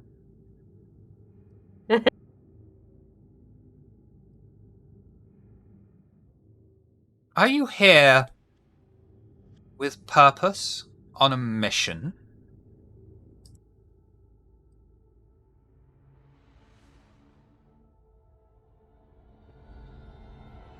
Oh, It's a good roll. can I lunge forward and rip his throat out? Not with a messy critical, you can't, no. Ah!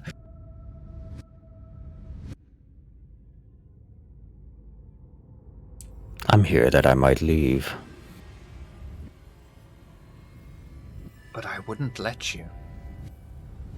And I think you're going to feel the tendrils of this creature's mind reaching into you, burning into your remains of your soul.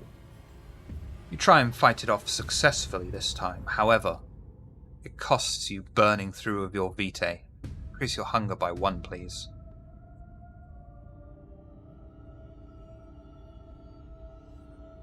And we'll flip back to Violet and the skeletal creature that she is talking to. This is how it was told to me. I don't know what it means, though. Does it mean something to you? Maybe? She's going to step forward, try and get a better look at him. You'll just see this practically skeletal, gaunt figure, clearly kindred, but starved beyond starved, just barely given enough vitae to be able to survive. Hardly any traces of humanity left in it.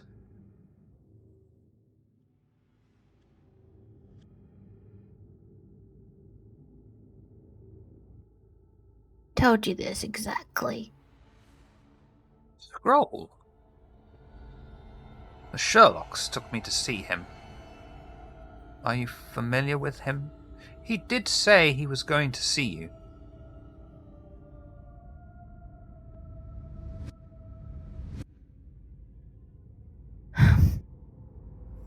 Sounds like a warning. Why would he warn us? Why would he warn me? Why would anyone do anything? But right now, I think you've got a more pressing matter with your friend over there. And he'll point to Lantre, who seems completely mesmerized by whoever it is that he is talking to.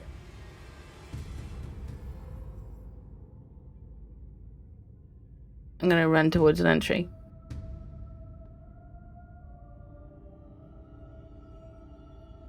Get my sledgehammer out.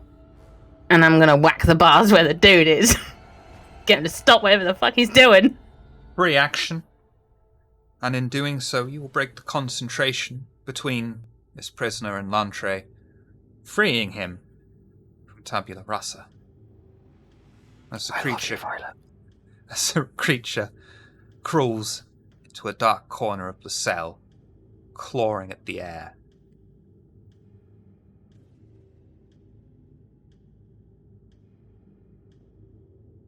What's he doing to you? Would I have any idea? Shiv, with that last roll, would I have an inkling, or... But I just know he was messing with me. Please. Intelligence and occult. Uh-oh.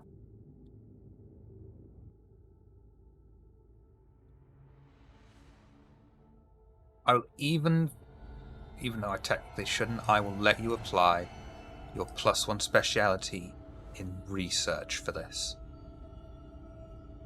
Oh. Yeah, I'll pull out my book, and I'll just start reading. What do? I already rolled it.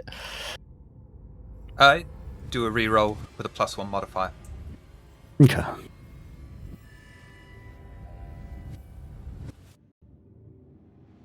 That's much better. Although you aren't exactly familiar with the power itself, you will know that whatever it is a form of dominate used exclusively by the Sabbat.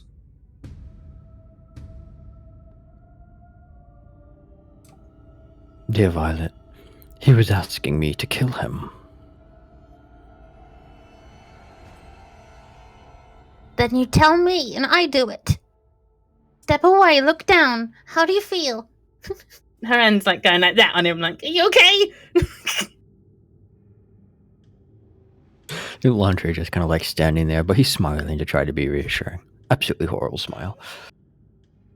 She's used to that. That makes her feel better. The creepier it is, the better it is. Oh man. Don't say that on the fucking internet! Ooh. Yeah, he was asking me to kill him, I think. That was the gist of it anyway.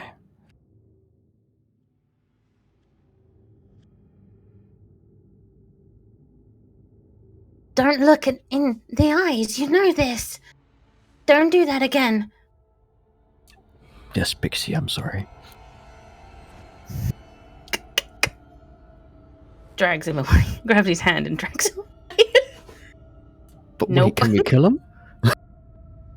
You let him die and starve. Landre's going to be pouting a little bit like a little kid. He's quite upset he can't kill this guy. He's got his smiley face pillow in one arm, and the other arm's kind of dragging him away. Well, son!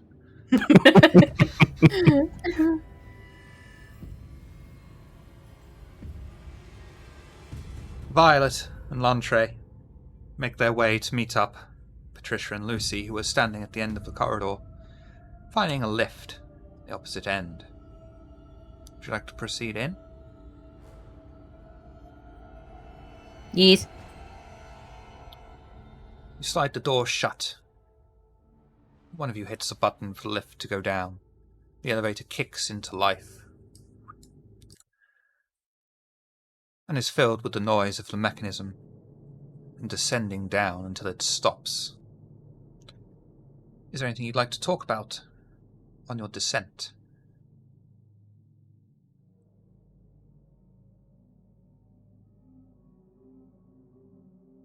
Well, Stay behind me.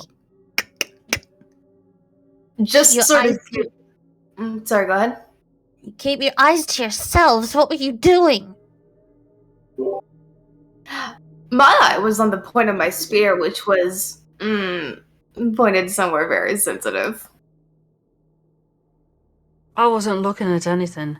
And was not looking in anyone's eyes. That's for damn sure.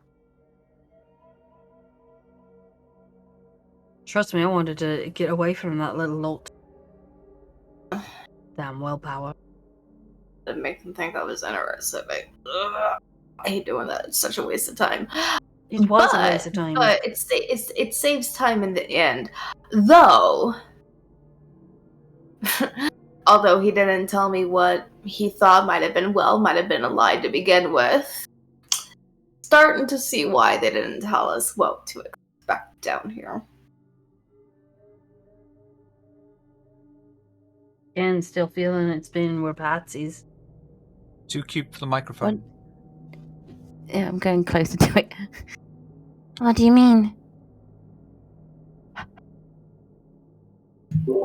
Apparently, the individual that was able to beckon us over was present in London during London's fall and knew exactly what had happened, and they'd been locked away so that they did not spread that and hurt the tower as a whole. They're being kept there so what they presumably know does not do just that. Apparently he knows where certain individuals are. He's part of Queen Anne's court. And she could tell us what happened to, the wee former prince. Yeah, he did say he was part of her court, but not how. Makes it harder to verify anything that they might have said.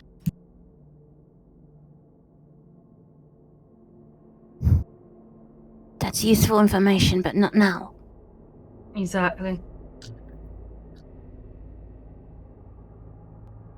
Points a finger in Nantri's face. No looking in eyes. Landry is studiously avoiding everyone's eyes right now. Laundry, you looked in someone's eyes. He's just kind of like looking around, like over everyone's head, and yeah. Laundry, Yes. you know better. Sorry, what was that? You know better. I didn't Sorry, look is in the wee anyone's eye. accent getting to you now? You can't understand what I'm saying. Sorry. I swear to God. The fuck's your fucking here, problem? English, She's man. speaking the Queen's fucking English. Why can't you understand the fucking words she's fucking saying? Listen here! Yeah, English? You gotta know what I'm saying because I mean, fuck. If I tell you then are you gonna stand there and go, I can't understand. Is she speaking double English or is she speaking in double Scottish? I really don't know. Really? Sorry, I apologize. I missed that one, okay? It was quiet. Ugh. Well, the reason why I'm a little hard on you is because we're going into something that we need to have communication. If you may understand what the words I'm saying are coming out of my mouth, tell me now and I'll switch my accent. I didn't look in anyone's eyes. And so that's totally a lie. So I can roll for that if need be. I'm rolling too. If he's gonna lie, Yeah, go on then. I'm Manipulation and subterfuge, please, Lantre. What's Everyone in, who wants to insight? know. Bingo.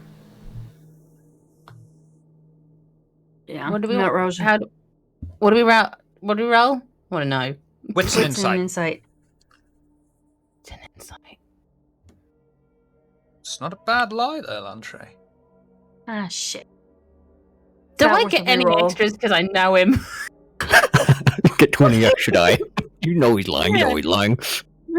You just automatically know it's a lie. I mean, you had Yeah, to go on save then. me. You probably know. I'll give you a +1 modifier because I know that if you fail the roll, Pixie's going to give you a reroll. So let's at least give you a bonus and see if we can save her Thank points. you, Pixie. Well, I mean, I feel like she would already know. She's the one Oh! that saved me, right? 3-3. Haha. What does that mean? Means Lantre's going to successfully get away with lying. Oh, God damn it. Damn you. Who would have thought? a Tremere could lie so well. No idea. None. Certainly not a Tremere thing. Mm-mm. Very honest, very honest. Proud, upstanding members of the Camarilla that would never commit diablerie.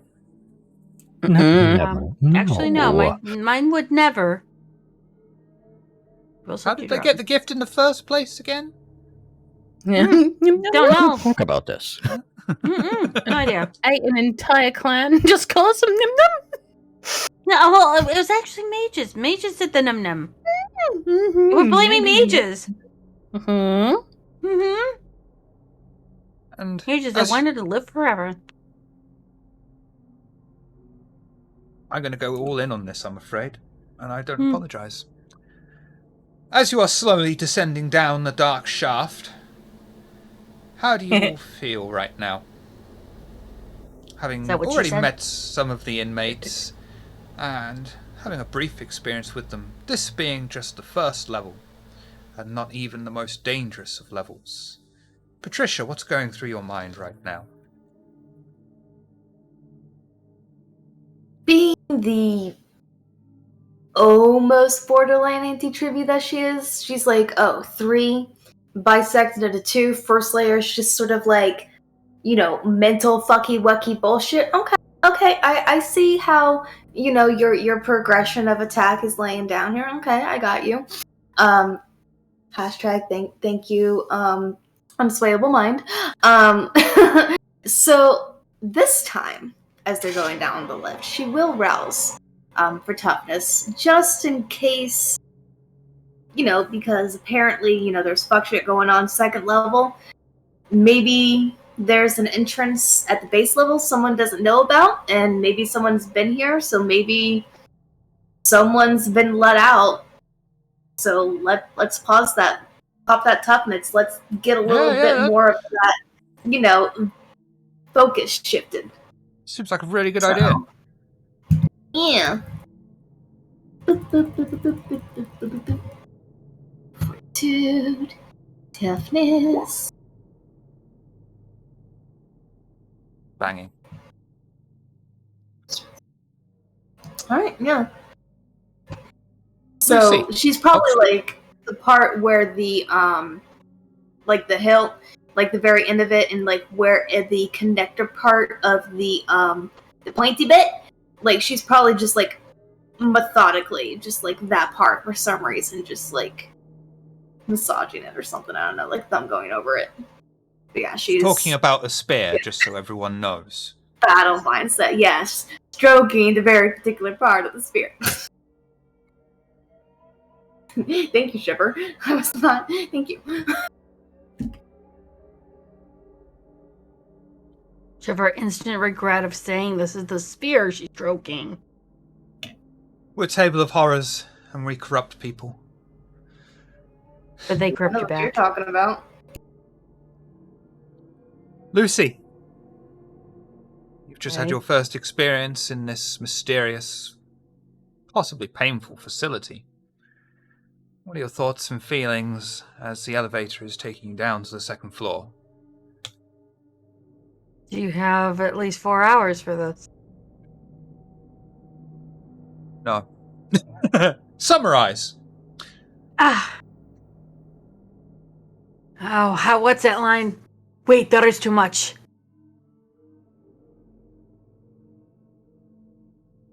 Okay. She's not. I have a bad feeling about this. It's not good. It doesn't look good. This is completely and utterly stupid. Not to mention only sending 4 people down. The sheriff and the prince are either hiding something, wanting to whack us off, or wanting specific people whacked off. On top of that, this is not at all protocol. Whacking off is rarely protocol. Well, I mean, whacking off has its own protocol, but I wouldn't even want to, suggest who does what with that. She's already going in her head, knowing exactly who she's going to list off to the being. against Amarilla and against. She's already got 5-6 names on the list already. This will be immediately sent when she returns. Her own private if red she- list, ever expanding. Oh, it is. Abso-fucking-lutely. Or if she was able to, before going down to this murderous hellhole, she already sent a list to the inner council head if she does not.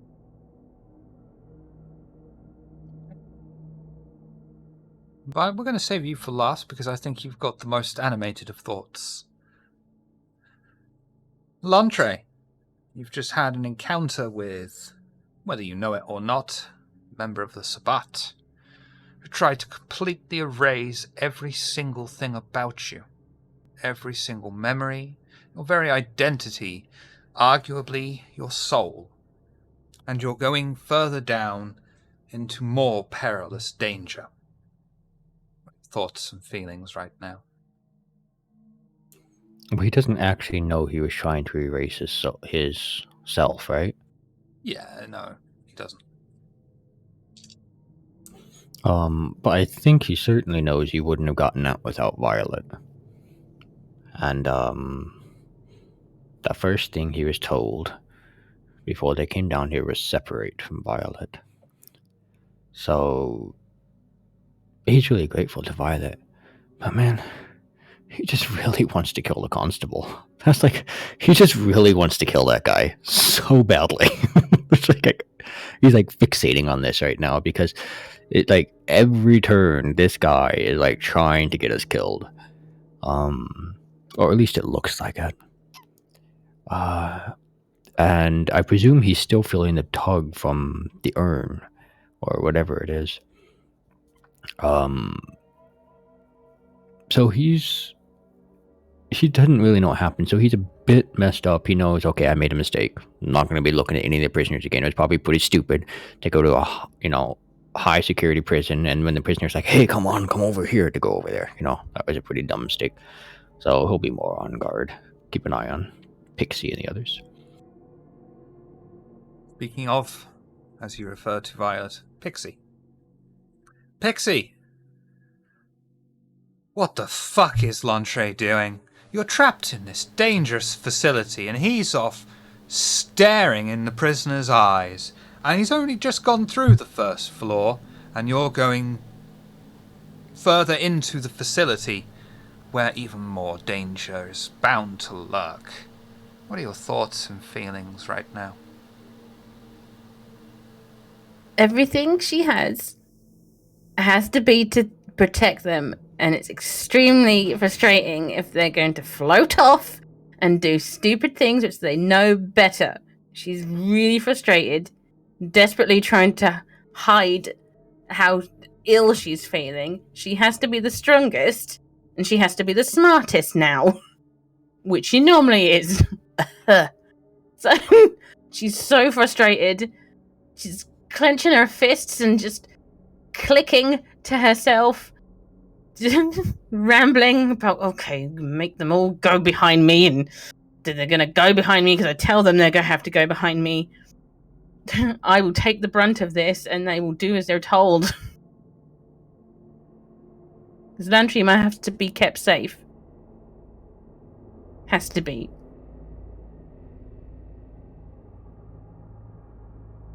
Counter offer.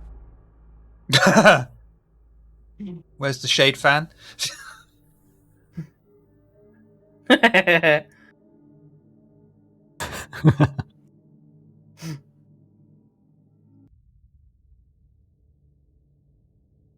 elevator comes to a halt and opens its two large metal doors, presenting a split corridor with a door at the end of each one.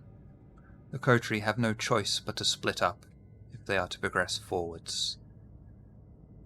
Who would like to go with who?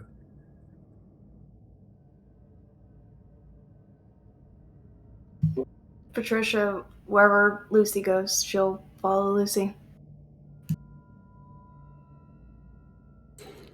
I'll turn to Violet. As much as I hate it, you're gonna do best on your own. I'm not nearly as sneaky as you are. I'll go with the other two, but you keep yourself safe, okay? Gets very close again. Do as you're told. I mean it. Are you sure, Launchry, you want to separate from Violet?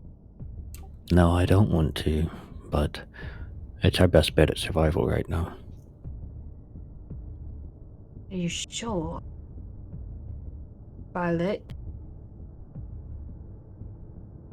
Her eyes are on his, just not looking away at all. You're not making She's eye locked. contact with him, are you? She's just like looking around. 100%. And even if he's not looking at, she's going to grab his face and make him look at her. Well, then I just want to hear your voice. You don't have to look away from him. Do you want him to go with you? I always want him to come with me. It's the only way he stays safe. There you are, Lanya. I'm sorry, Launchry. I think you need to go with her. I'm gonna look Violet straight in the eyes. I've known you for over 200 years, little pixie. I'm trusting you to keep yourself safe. I feel I need to go with the others. It's too dangerous. I'm loud, and I'm not good at going unnoticed.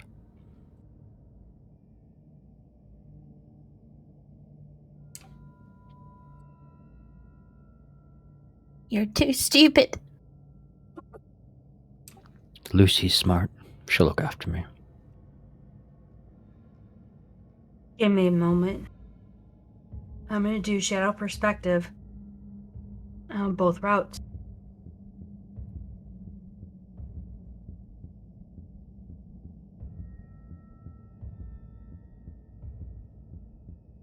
I can look down both of them using the shadows.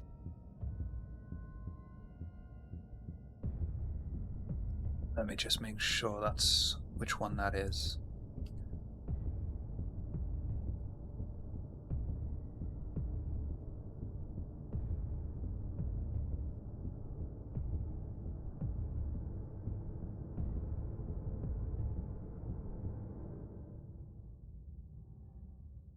Oh, right, yeah.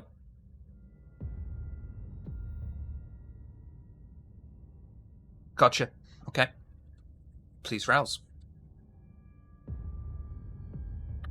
The darkness seems to envelop itself around Lucy, as if it was some sort of warm blanket, and she is soon completely consumed by the shadows.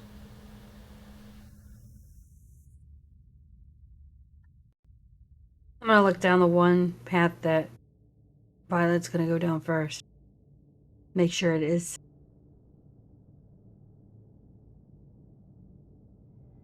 You will see solid concrete walls with what would appear to be two-way mirrors on one side. The corridor itself, however, seems safe and completely empty. There is merely a weird device at the end and an elevator.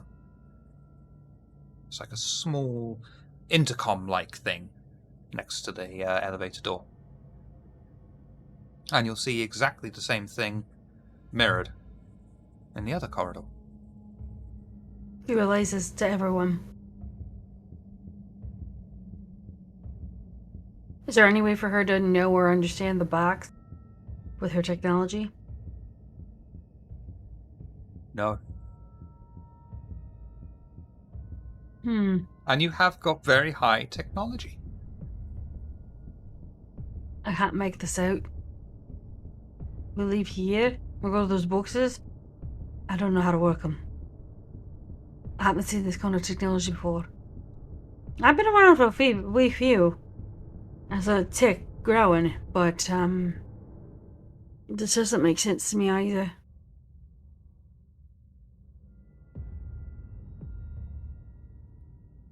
Violet's eyes has not left Lantry's at all. Lucy's not Holding his expecting. face. Lucy wants Violet to listen, but she's not expecting Violet to look at her. Yeah. I believe the kids say this is a threat. It's Harp. One of the two.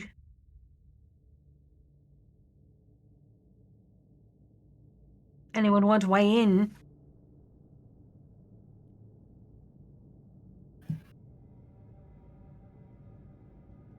Ooh. I have some thoughts, but they're more for a conversation between you and myself that don't necessarily apply to this, but if we are fortunate enough to find a moment, once more it develops, I would like to have a word. Yeah.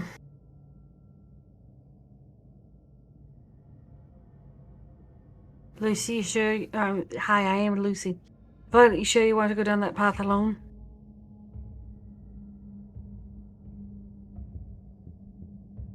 Can do it. But if Fine. anything happens to him, I don't let it. Violet, we've kept him alive this long, haven't we? Have we ever let you down? Okay, have I ever let you down? No, but he's stupid. Oh, aye. He's got his This- smiley face pillow under his arm still. Aye. He's a knacker right off a Tremere himself. Agree?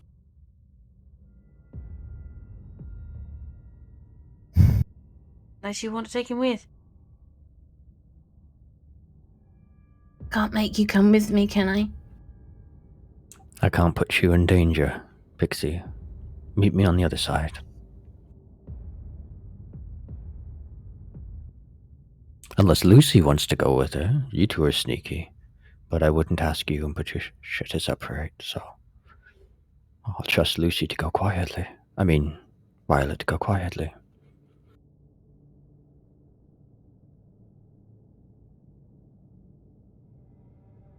Violet go over his face. Takes the small portrait she has, puts it in his coat pocket. It's a portrait of her when she was human. Nobody knows that. Taps it. Keep that with you.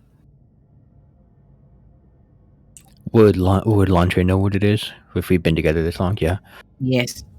Then he'll put his hand over your hand that's on his coat pocket, and then he'll just lean down and kiss you on the forehead. Nosferatu forehead, but Wrinkly. Little bit dry. stay safe, Pixie.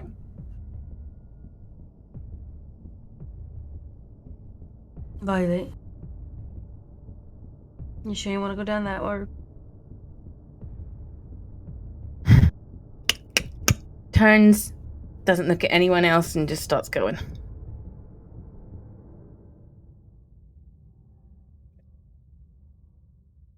like fucking be?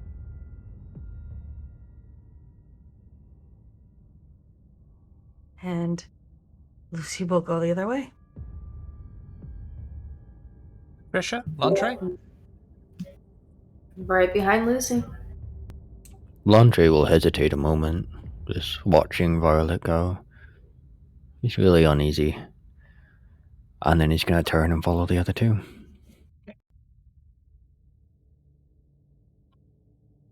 Violet heads down the corridor. On. Left. To her right is a solid concrete wall that splits the area in two.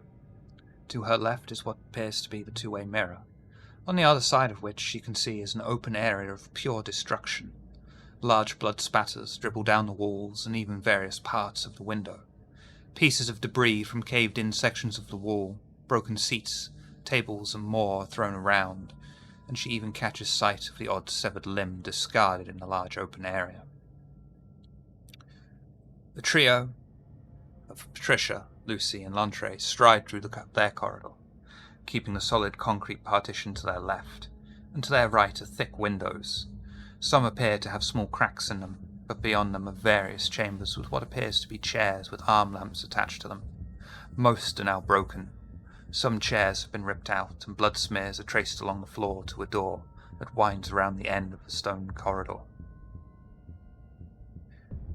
Is there anything anyone would like, well, the three of you, I suppose, would like to talk about before you reach the end of the corridor?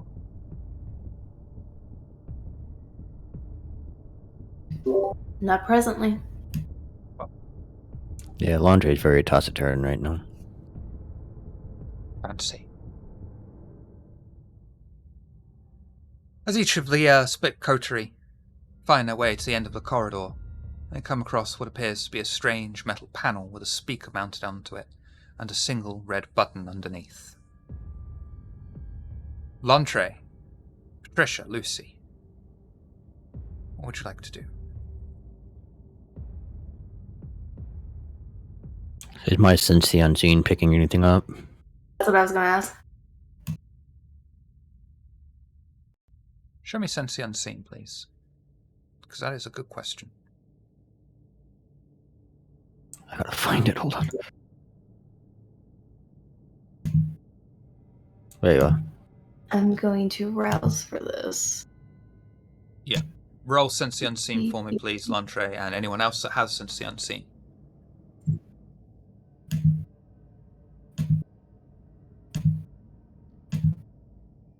Hell yeah. Can I activate Oblivion Sight? Yes. Thank you. Lucy's eye goes pretty black.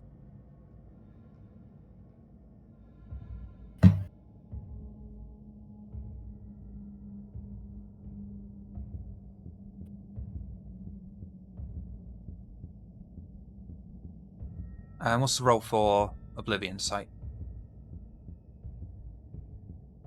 It's Wits and Oblivion. For Oblivion Sight, there is no. Oh, is there not? Roll. Wonderful. It's a In that free case, cost, and pretty much my eyes become attuned to the darkness. I ignore all low light penalties. And you see pretty much spoops. I see all the spoops. I go You see all the spoopy. spoops. Yeah. Miss BBC. I also accidentally roused twice, but both were a Oh, that's success. fine. Lantre, Patricia, you will see that this device has a very strange white aura to it. Not like an emotional aura, but something of a supernatural nature.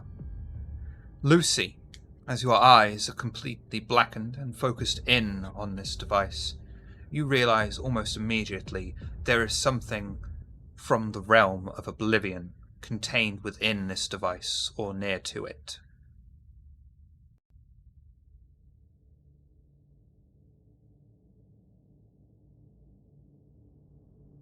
What is going on in this place? I think it would be fair to say as well, all of you would realize that the object itself poses no immediate danger. Might be some sort of surveillance or recording device of magical means. Is there any way with either something with a cult or something with wits that she can turn around and try and, with her knowledge of Oblivion, figure this machine out? Could do an intelligence and occult roll, but I will warn you that will be very difficult. Oh, I know I'm gonna lose because I can't rouse. I'm already good with hunger, so I can't rouse my intelligence. I know I'm gonna fail it, but I might as well just roll just for. Patricia does have some occult. May she assist? Take a +1 modifier. Hey, Lantry, you want to help? I've got no occult, unfortunately. Chimera without occult. What do How you does that happen? I know, right? I mean, if we had a library, I could look it up, but... I'll let Lantre add an assist as well, because he's got quite high intelligence. Oh, cool. Thank you. so +2 modifier. I'll go with that. Okay. 1 success. I died on that hill? Are you fucking kidding me? I died on that hill. Willpower. I Oh, wow. died on that.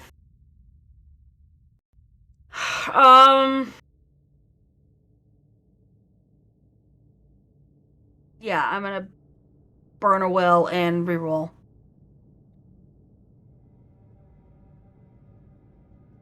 Rolled 2 1s, go crit fishing. Gonna have to try. Crit fish. Oh! God, Or not. I got 3 success. I know I don't know it. I failed that. It's a spooky box. Sure is. It's a spoopy box. That's Boppy No, box. No, not going to say it. Not going to say You know, this is likely just like that's probably the Hakata influence that you're not able to pick up on it. Answer better judgment. She'll just look at everyone going, do you want me to push a button? Dude, is this like blocking a doorway for us to go through? There's an elevator right next to it with no other obvious means of control. Oh, we're in hell anyway. Let's do it. We'll see who'll push the button. Button is pressed into the device, and Lucy feels herself being pulled by an unknown force from the pit of her very stomach. Her eyes shut instinctively, and open them a moment later, finding herself in a strange, completely white room, unable to see any walls, ceiling, even a floor, yet standing on something. Her eyes are cast around, and finally catches sight of a rosewood table and 2 chairs.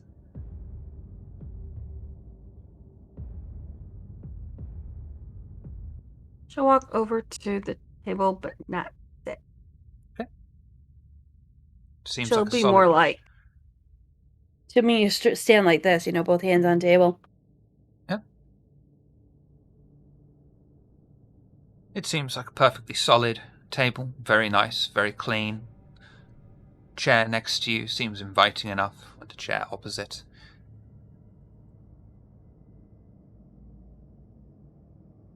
You wait. Do not sit down. Mm-mm. Oh, you're not there, I'm afraid, Patricia.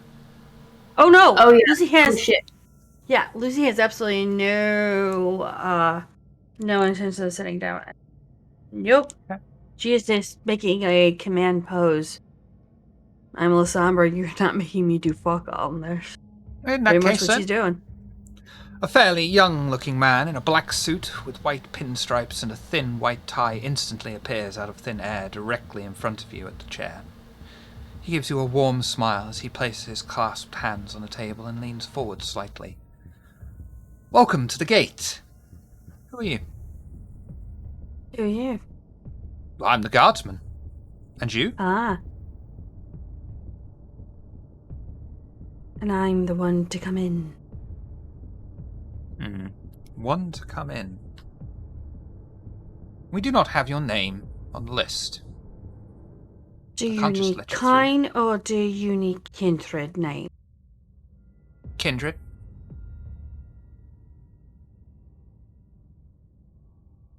See Are if you- some was it. I'm afraid I don't have that name on file.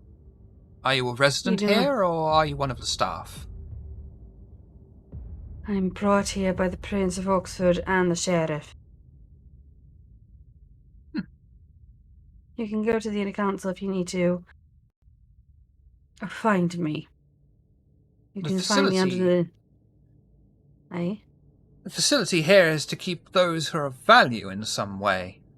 Research value, information about enemies of the camera, that kind of thing. This is the entrance to the White Wing. As such, I am strictly isolated. Dude, we're here to secure and keep this locked down as the Anarchs are running around above you and trying to get into the facility. We are trying to maintain and make sure that everyone is staying safe. We have no other I mean, no other way of getting down to secure?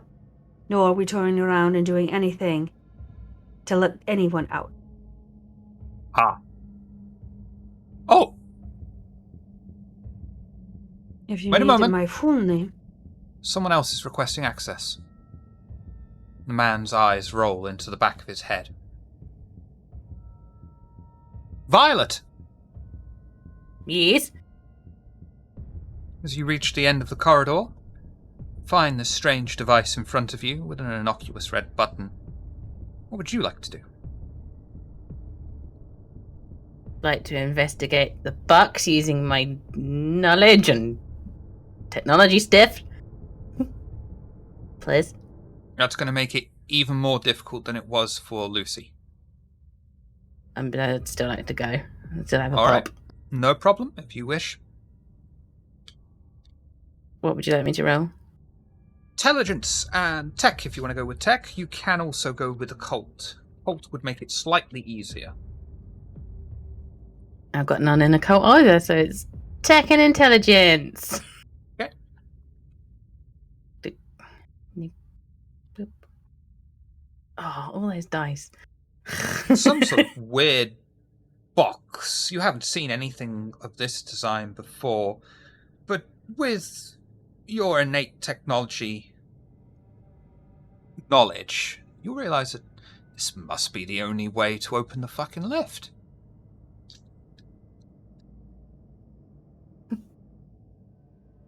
Boop boop. Boop de boop here.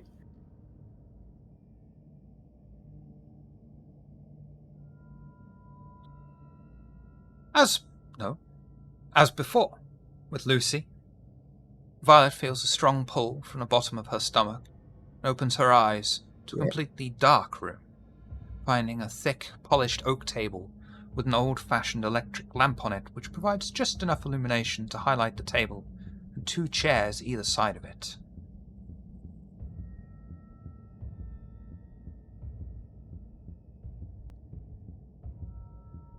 Goes over to the table to touch it to see if it's real.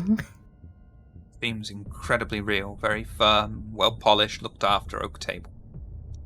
Immaculate quality.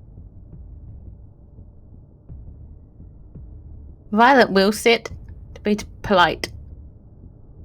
And as soon as you sit down, an older man in a white suit with black pinstripes and thin black tie appears before you instantly. Greetings, and welcome. Do you require access to the Black Wing? The Black Wing, may I ask?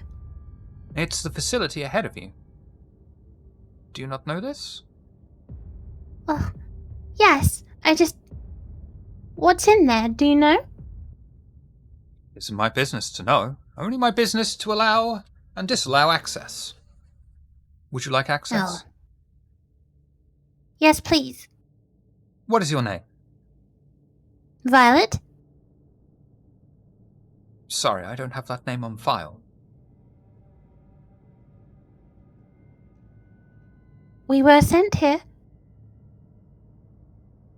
Could you double check for me? Of course.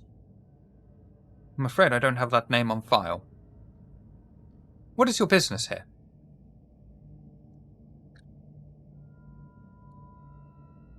Anarchs are revolting. Well, we know We've this. come to investigate and squash any issues. I saw a lot of blood and holes in the walls on my way here. Holes in my walls? Yes. Walls aren't for holes. Well, there's limbs too. If you fancy an arm or a leg, there's at least a few out there. Oh. Please wait. Thank you. And he'll just sort of sit back and his eyes roll back into the back of his head. In the pure white room, the man's eyes roll forward, and with a smile, leans towards Lucy. Forgive me. It can be hard to be in 2 places at once, but I believe I have a remedy for this situation. Put yourself together in one spot. No, I meant the other situation. Which other situation? The one that's the annex and we have to look down? No, letting you forwards. Okay. Would you please provide me a sample of your blood and a receptacle? That way, should anything untoward happen in the facility, we'll be able to trace you. Does this sound agreeable? And what exactly are you going to do with me blood? Me, personally? Just keep it on file. Should anything bad happen down there, we'll have a sample of your vitae on file and can be traced back to you. What do you mean it's going to be traced back to me if something happens? If I'm dead, it really is not going to do a damn bit of difference now, is it? Oh, I couldn't care less about you. I care about the facility and if you do something bad to it. No offense. I have absolutely no intention of doing anything. Wonderful! Then you won't mind providing the sample. Would you provide a sample to me then? Of what? Your vitae. I don't have any. How do you not have any vitae? Do you not know where you are? The White Room. Oh, very clever. Kind of. I'm Then not why do I know? alive, nor do I have any sort of corporeal existence. And yet you exist before me. Yes. How? This plane is something of an in-between layer between the plane that you came from and the plane that is constantly calling me back to try and torment my soul for all eternity and time. What are you? I'm dead. Well, so am I. In theory. But you have a corporeal existence. And my soul is in the Shadowland. I am the soul! Oh, Nice great. to meet you. Pleasure. Boom. So would you be willing to bleed on my button, please?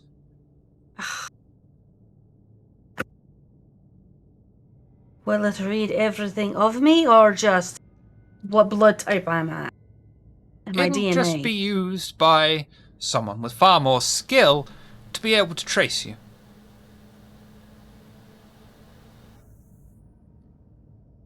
There are 3 others up there. If I do this, will they be allowed to come down? Oh, of course. There's one named Lantre, Trisha, and on the other side, because we had to split off, her name is Violet. If I'm given blood, I want all of them now back. I will make a special deal that is similar for Violet, if that pleases you. Violet's not to give blood, I will do it for 4 of us. I'm afraid I Exactly. can't do that, as the other one, Violet, is requesting access to a different wing. What different wing? The Black Wing. It's like this wing, but it's black. What's the difference? Well, one is got all the colours mixed together, one is complete lack of any other colour. I'm quite well aware of the colour theory, thank you. Oh, I meant, what's the access to? That's the difference. So you don't know what's beyond these walls at all, do you? Hawaii? I'm sorry, what? Sorry, it was a big thing in my time. How What? is Elvis these days, by the way? Dead. What? Dead. Leave evil Lord out of here. Drug overdose. 72. 19. That's disappointing. Did he Well, at least not die really. respectfully? Of course not. He's died on a toilet. Oh, He just had a little bit too much, if you understand me. Being he was a lot shitty. He kind of be like crabbed in a heart attack. well, at least we still have the Big Bopper and Richie Valens. Nope, they died too. What? 50 something, I believe. Fucking Late 50s, hell, actually. Lucy. I am amazed that you know that.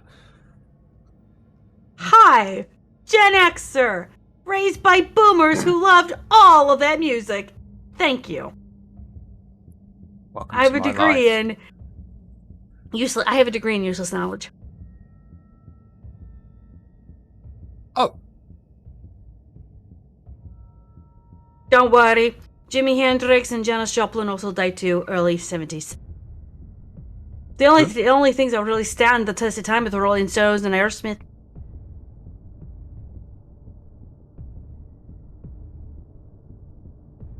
Jimmy Page is pretty much just, land off, and we all think that Keith Richard literally bathes in,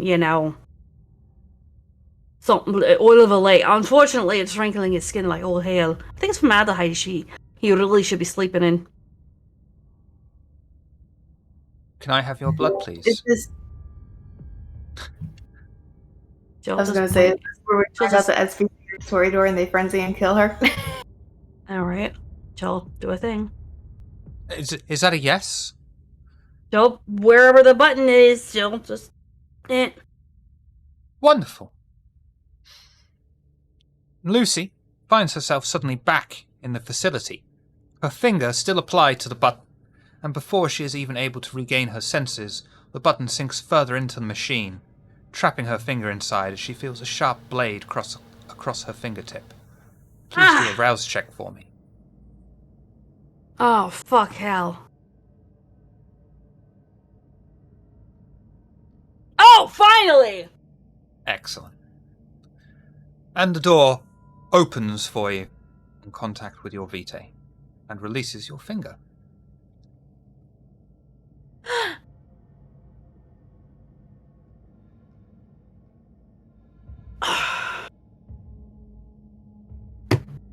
Raise the flag instead, too! Fucker! And you'll see on the weird device, in very old-fashioned pixelated writing, thank you.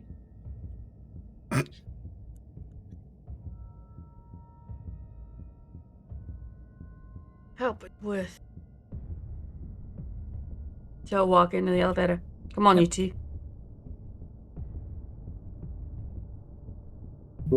Later, you're gonna tell me where the fuck you were. A white room. That doesn't explain it again. Later. Sure. I mean, literally, it was a white room. Well, laundry. It's only at this moment I realise I missed giving myself a cube reference and making it a blue room so you could say I want to go back to the blue room. It's okay, I just need a portal gun. Meanwhile, in the pitch black room, a man's eyes roll forward. My apologies. I had to ensure the other party were on their way. We have come to a solution. Perhaps a similar one would work for us as well? What's that? A sample of your blood should be required. We can use it to track you should anything happen to the facility. But like I said, something has already happened. That's not my fault. We wouldn't hold you accountable for anything that has happened prior to your donation. What is against your rules? Mostly the traditions. Alright. Okay. And please leave your shoes off when you are going into staff rooms. My shoes. That They're last one was a expensive. joke. It wasn't very funny. Well, I've just had some very sobering news.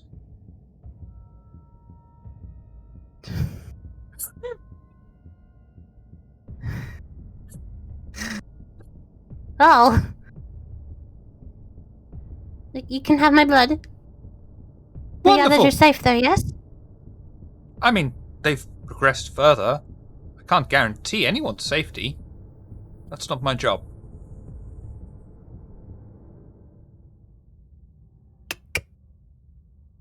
Take my blood then. And, Violet, will suddenly find herself back in the facility. Before she is able to regain her senses, she feels her finger trapped, sliced open. Please do a rouse check for me.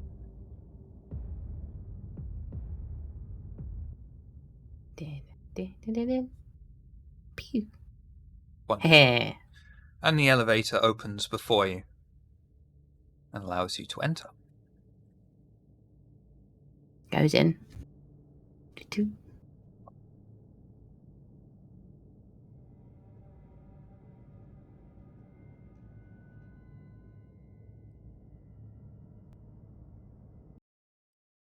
The lift, containing Luntre, Violet, Luntre, Lucy, and Patricia, comes to a halt and opens to an extremely large cavern.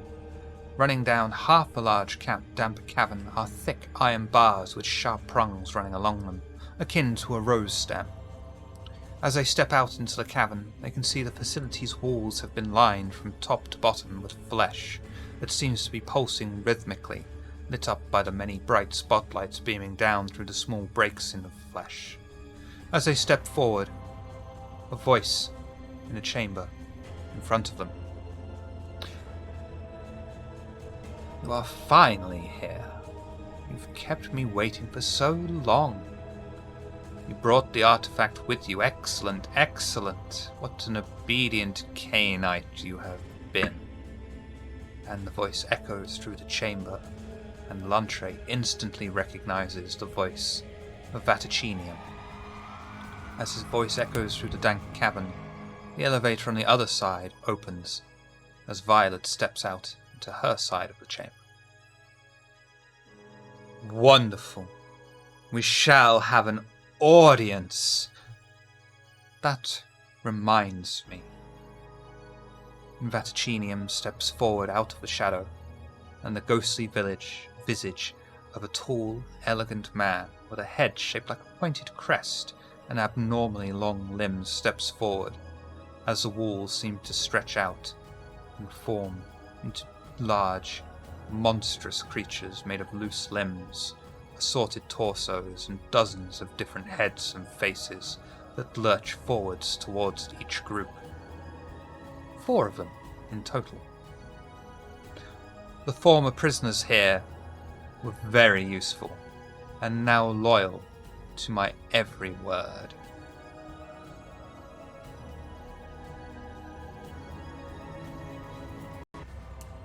Anything anyone wants to do? It's so... Sorry, go on. That's it, just my pet. It's so wonderful to see you again.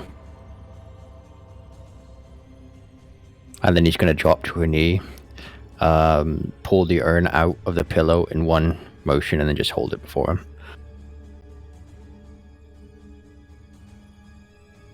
Fucking hell. What did you do, Luntre?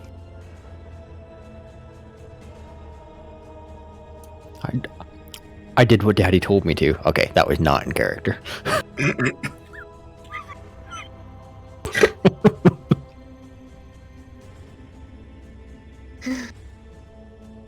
Luntre, what did you do? Lantre is a little bit like he's holding it, but you can tell he's really at war with himself right now. Definitely not himself. You can tell, especially because there's no smile on his face. And could you put just so you know as well, Violet, these bars, they're not open enough for you to be able to squeeze through, but they're not sound tight or anything. You'll be able to see this going on. You'll be able to hear this going on. But I'll leave it at that for now. So I can see and hear everything, but there are fleshy, creepy bars in between. Okay, gotcha. Oh no, the bars are completely iron and in the shape of like a rose thorn. Rose stem with metal thorns coming off them. And you will see these 4 fucking huge, monstrous Vojts either side surrounding Lantre, Patricia, and Lucy. and the obvious Zamitsi. Can we see her? Yeah. Patricia just full on has a spear at one of them. Not trying to like tease or like attack or anything. She's just fucking ready. Lucy will pull out her gun, but she looks to Landry. What did you do, and how could you put violating all of us at risk?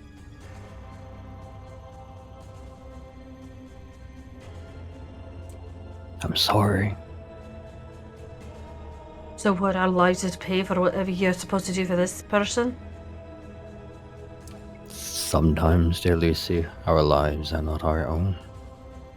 That's a bunch of bullshit. Then he's actually going to look the corner of his eye over at Patricia, because he remembered she was going to blood bond our crazy, whatever his name was, I don't remember. The male Toreador that was very likely Bahari, yes. Yeah, that dude. He's just going to look out of the corner. Yeah, corner of his eye at Patricia.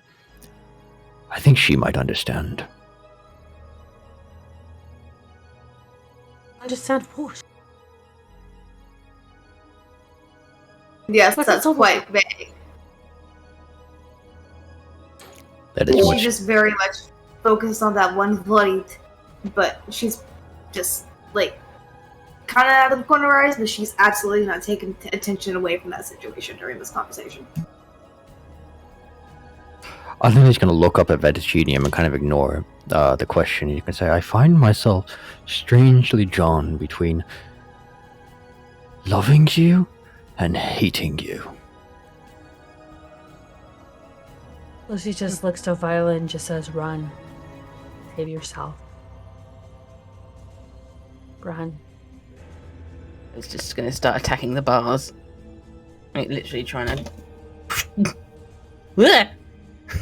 Well, she literally is like, destroying it. I broke the world. Armors is now. Aaron, That's going to be strength Toughness and already- strength. Strength and strength. Strength and strength. Oh. I had people question me this. Go read Fall of London. Literally the same role in there. You. I believe you. It's okay. I know it's weird, but when I first read it, Yeah. I was like, that's fucking weird. But very often it's Weird? like, that actually makes some sense to me. That's fucking weird. Like to re-roll. Are you sure? Yes. Okay. But you've got prowess up, don't you? Yes. Does What do that I add? help? I forgot. What I forgot. What's your It's a prowess level? non-combat roll. Okay, cool. What do I add? Just What's one your more. prowess level? And you've been given a blah, free blah, blah, reroll as well. Ah. Nice. 2. So that would be 5 successes, 6 successes. 6 successes? Because it doubles it. Show me prowess. Because I know it's +2 with a melee weapon, but it's something different when it's just your hands, innit? melee. Yeah. Something for also it's non-combat.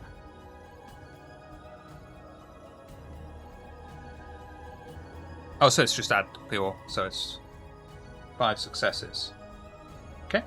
Yes. And you will Something. also take 3 superficial damage. Cool. As you begin to try and separate the thick iron bars, hearing them creak, but not moving yet. Vaticinium, completely unfazed by all of it. I mean, you could also use your reroll from quarter square X if you so wish. You don't have to, but you can save it up. I'm saving it just in case. Lantre, my loyal pet, the urn you have brought is called the Word of Cain. It was hidden some time ago, and had various, now forgotten blood sorceries placed upon it. You have been chosen as the vessel for its contents. It will make you far stronger and faster than you are now. However, This will also cause you to expire, but not before you have brought devastation to this facility, and then Oxford, ousting the Camarilla and the Anarchs in one fell swoop, making it fertile Sabbat grounds for the taking. Open the urn Can and we drink all from hear it. this? Yep.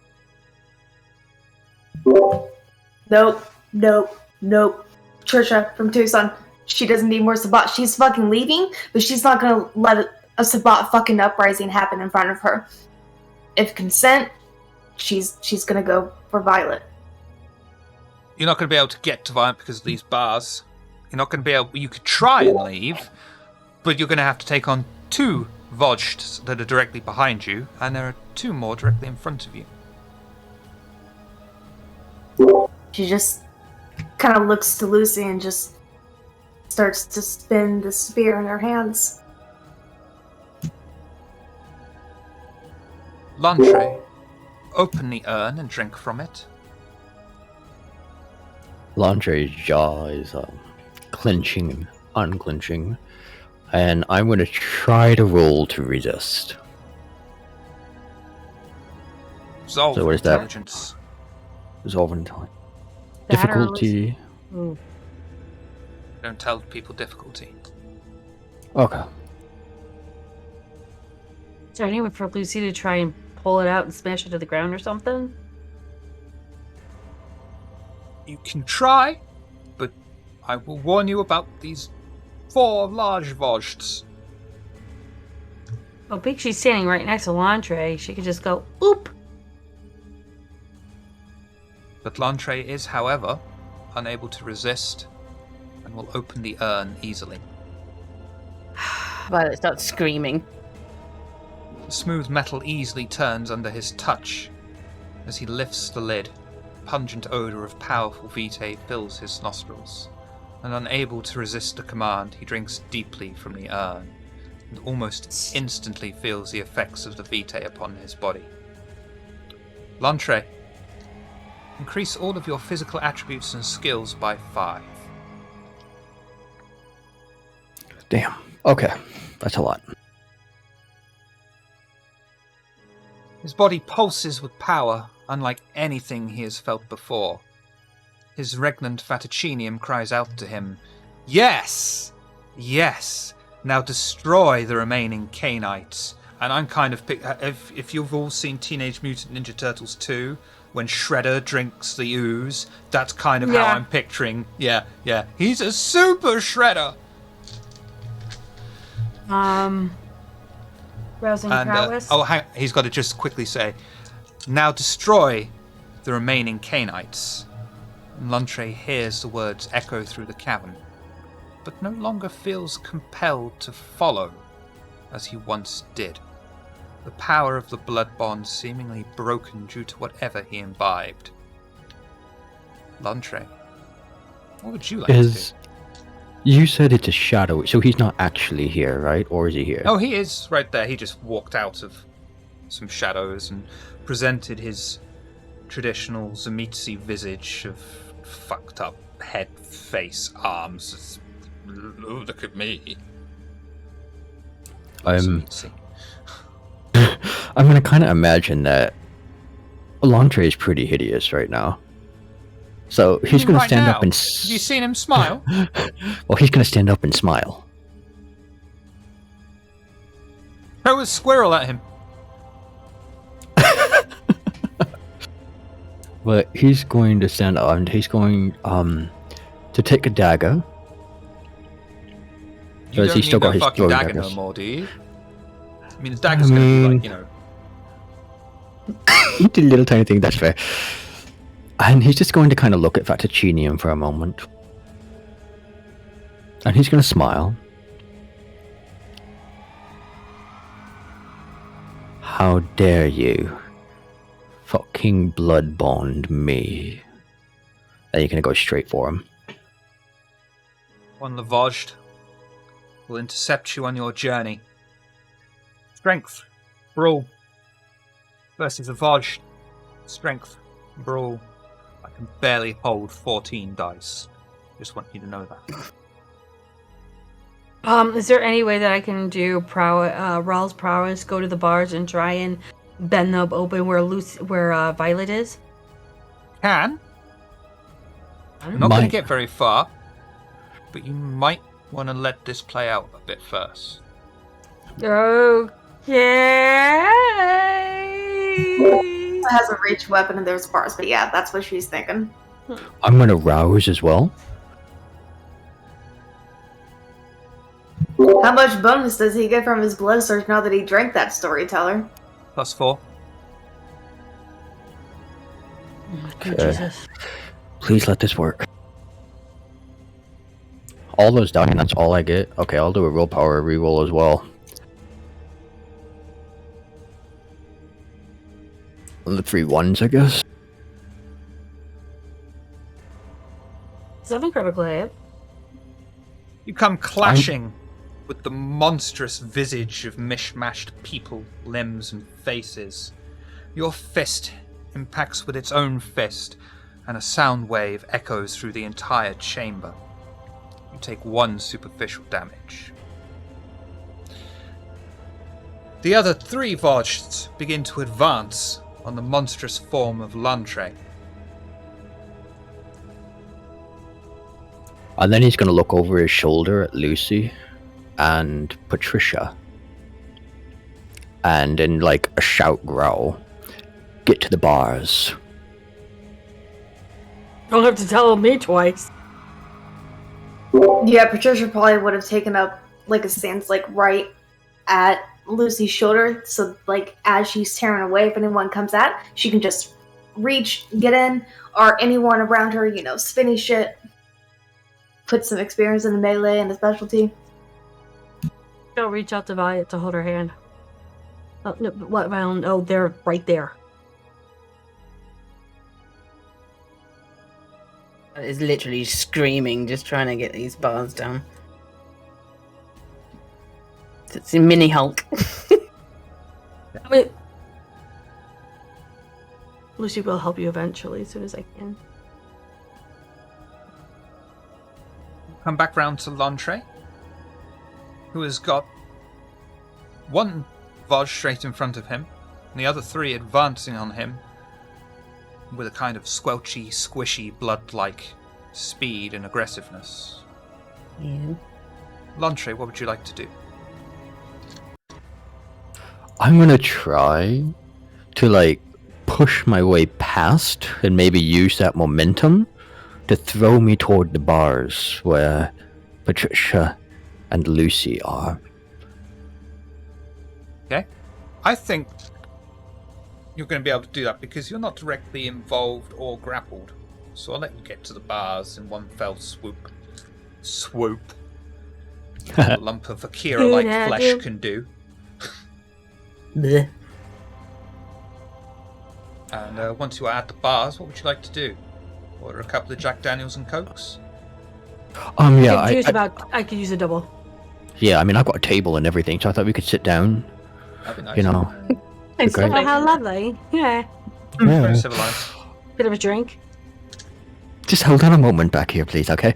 Can I... We'll be right with you. Hold on just a second. So I know I ran over here, but in the same turn, can I try to pull the bars apart? Yeah. You haven't done a dice Shoot. roll, so I'll let you do that. Strength. Okay, I'm gonna Strength. rouse again. Boy, I'm getting lucky with these rouses. Strength. Don't joke yourself. That's true. So many dice. So many die. Whew. Very nice. Nice. Would you like successor cost? Holy crap, it's still not enough? Go on. Should I try to... Go with the strength at cost. You know you wanna. Sure. Success at cost.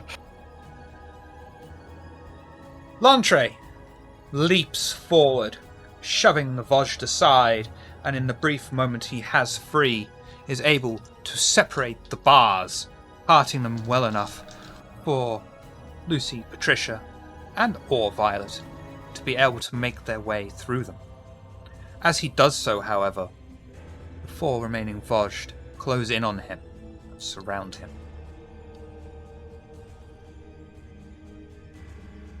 What would you like to do? Everyone else but Lantre. Sorry, Lantre. Whichever one's closest, Patricia essentially just wants to spear him and basically just like take it in the momentum and just kind of fling it against the wall. You have got a way out in front of you. You could, I would let you, if you want, do it as a sort of all-one motion that you're escaping through. Yeah, like warrior grab princess it, style, on the knees slide, spear up, whoosh.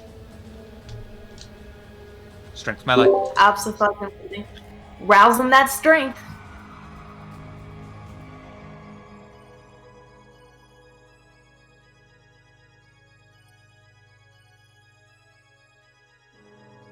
Really hard to hold just fucking 10 dice. Come on, I never get to say this.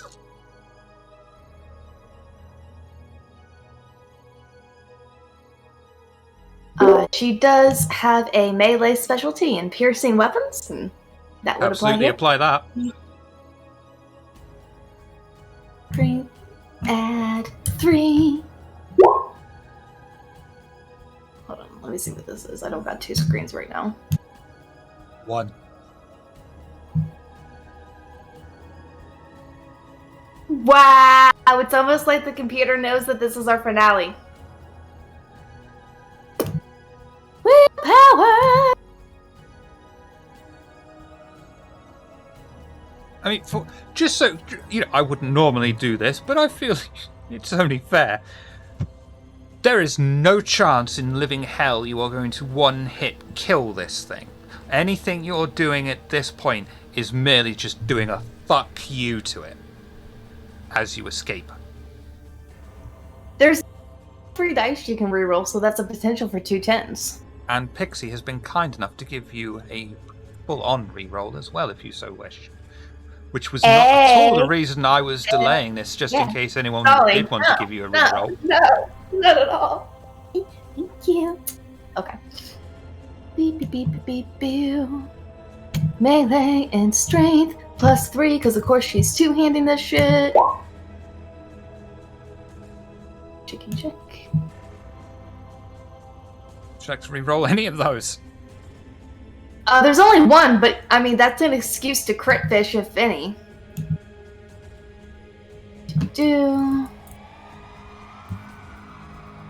You want the crit. Only 1. You really want the crit.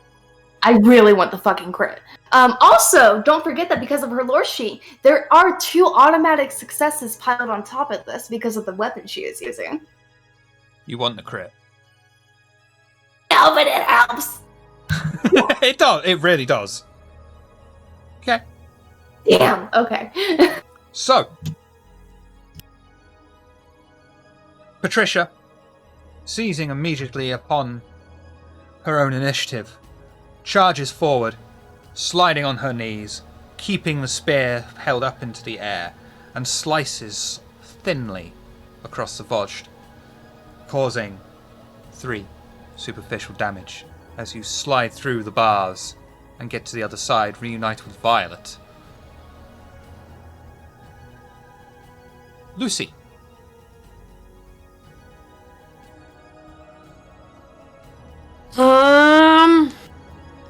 Yeah, oh shit. They're coming towards us, correct? Bars, Lantre, Vojt, Violet, now Patricia, you, Platachinium, the Tremere formerly known as Lantre. And we'll use arms against one of them and... Strength, brawl.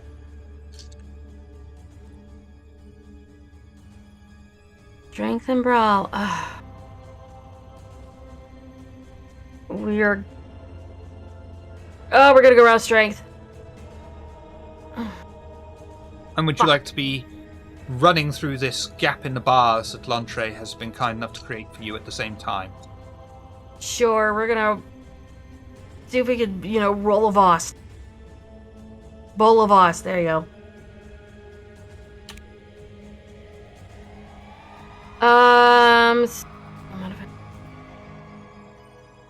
And oh.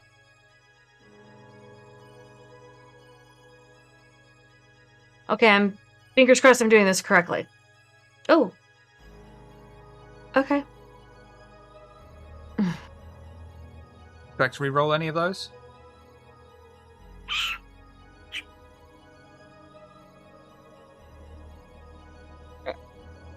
I hate the Missy. Am I doing willpower reroll again? Please. Or am I doing the, or getting out of the messy? I mean, if you want to get out of the messy, you're going to have to re-roll the 2 zeros, because you can't re-roll the hunger 0. And getting rid of the crits. So I can only roll 3. Correct. If you want to get rid of the messy, you would want to work re-roll 040. How do I even do that? Just same way you normally do the WP re-roll button. We're aware that you are re-rolling specifically 040. Oh, I only have re-rolling dice. I have 3. So I can't... Can I choose? Yeah, you can choose. 040? Yeah, exactly. How do I do that? How do I choose?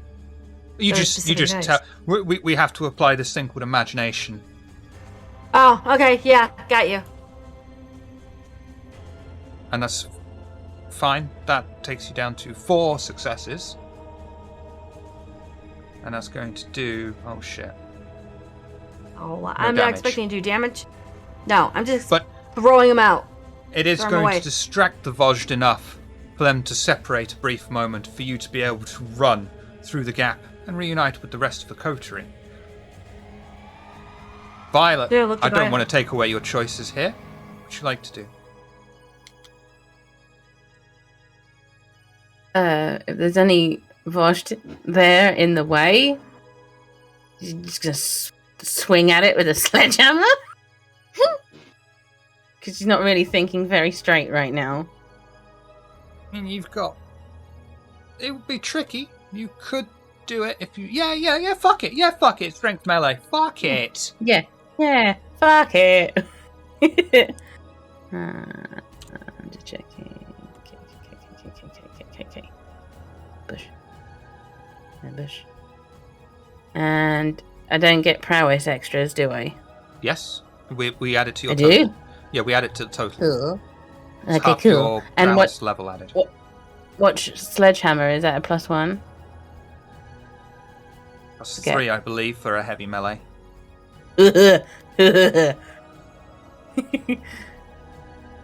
Bush. Yes. Oh, but we're adding in your prowess. What's your prowess level? It's 2. Good news. That is just enough to send you over the edge. To do 4 superficial damage to one of the Vojt. Lets out a Good. creepy, high-pitched scream. That's gross, but okay. The Tremere formerly known as Lantre. It is your turn.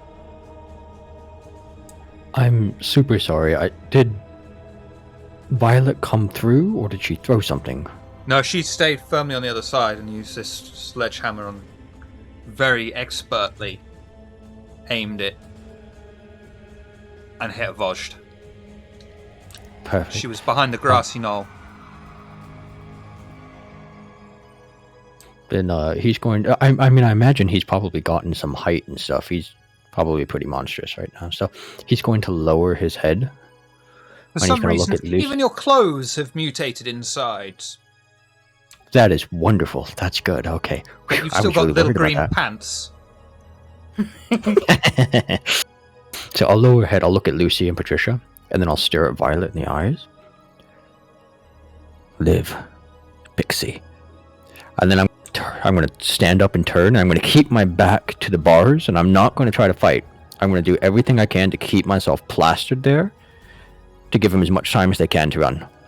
Yeah, you'll probably block up the gap that you created like that as well. But that's fair. And the Vars should begin to advance on you. Lucy, Patricia, Violet. We'll go back to you. 3, what would you like to do? The squirrel conch shell has been blown.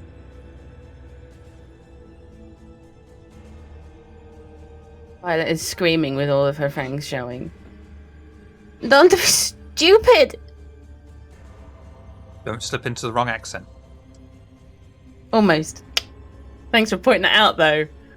You almost got away. I don't think anyone noticed it. You're fine, don't worry. No. Thanks. Yeah. You're right.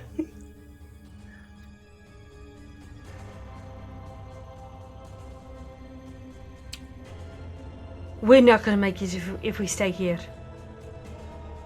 And there's no control room, apparently. This was a suicide mission. Essentially, we're leaving, and I know that I myself am personally going to pay a visit to the Inner Council.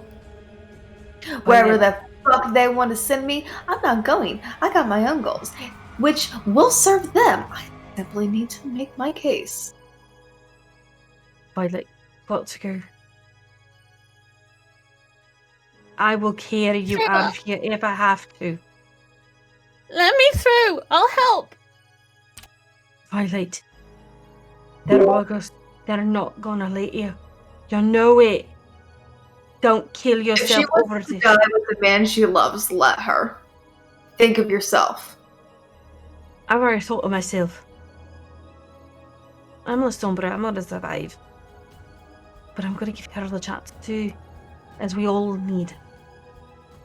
Lancer's made his decision.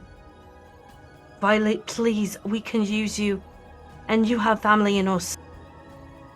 I'll take care of you if you need to. Very much blood is pouring down her face now. She's in full tear mode and she's just screaming. What was your permission to carry Violet out? Pixie, go. Gonna fight you, I'm afraid. She will fight you. Pixie, for me, please go. You have all made your decisions, as have I. And she'll just spear over the shoulder like a long rifle.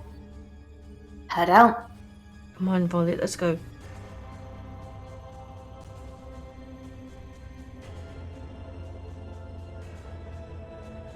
She's screaming and just starting to rage. In Obviously, that we'll go case, and pick her up. are you resisting, Violet? She would, yeah. Strength brawl, the both of you. I'm going to count this as a grapple contest. We both have prowess. See, both don't have shatter, and at least shatter isn't written to where it just keeps bouncing back if both have shatter. That's fair. That's true. That's the epic fight at night. Just Wait a minute. I have brought. Okay. I've got 4 dice. No, yeah, I got 4 dice. Plus my hunger. So. Discording? I mean, no, we're all deep in thought about how to handle this one. Oh, well. Although it looks Yeah, like it's okay. Violet. Oh no, Violet's there. So,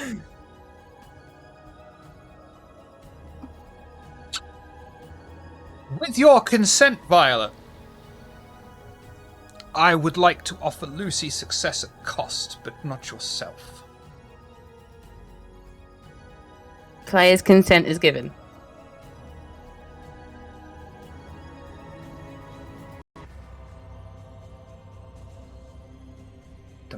Oh no! Okay, Lucy's getting the call. So, Lucy Yeah. ignores the incoming fists wildly being flayed at her from a very distraught Violet, picks her up and puts her over her shoulder and runs into the lift behind Patricia. As she does so, though, Violet keeps hitting her back over and over, punching her. You're going to take... Let's make it 2 superficial damage. Some light bruising on your back. Some of us pay good money for that kind of thing. And the coach... We're in New Orleans, a silver mess of hair just goes to the east. I mean, that's true. The coterie get into the lift as the sounds of high-pitched screams, metal scrapes and clangs fade behind the closing doors. The coterie make their quick escape of the facility on each floor as they feel the very ground beneath them shake. And as you just make it through... Where the fuck am I on now? The coterie speed through each floor, finally making their way out of the facility, and just as they are in the lift they are in finally reaches the top of the shaft, the entire facility takes one last gargantuan explosion that echoes through the lift shaft.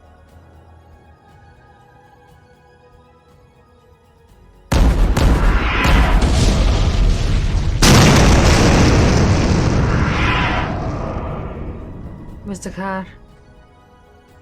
And the elevator doors jerkily open as the coterie exit onto the small gathering of kindred outside.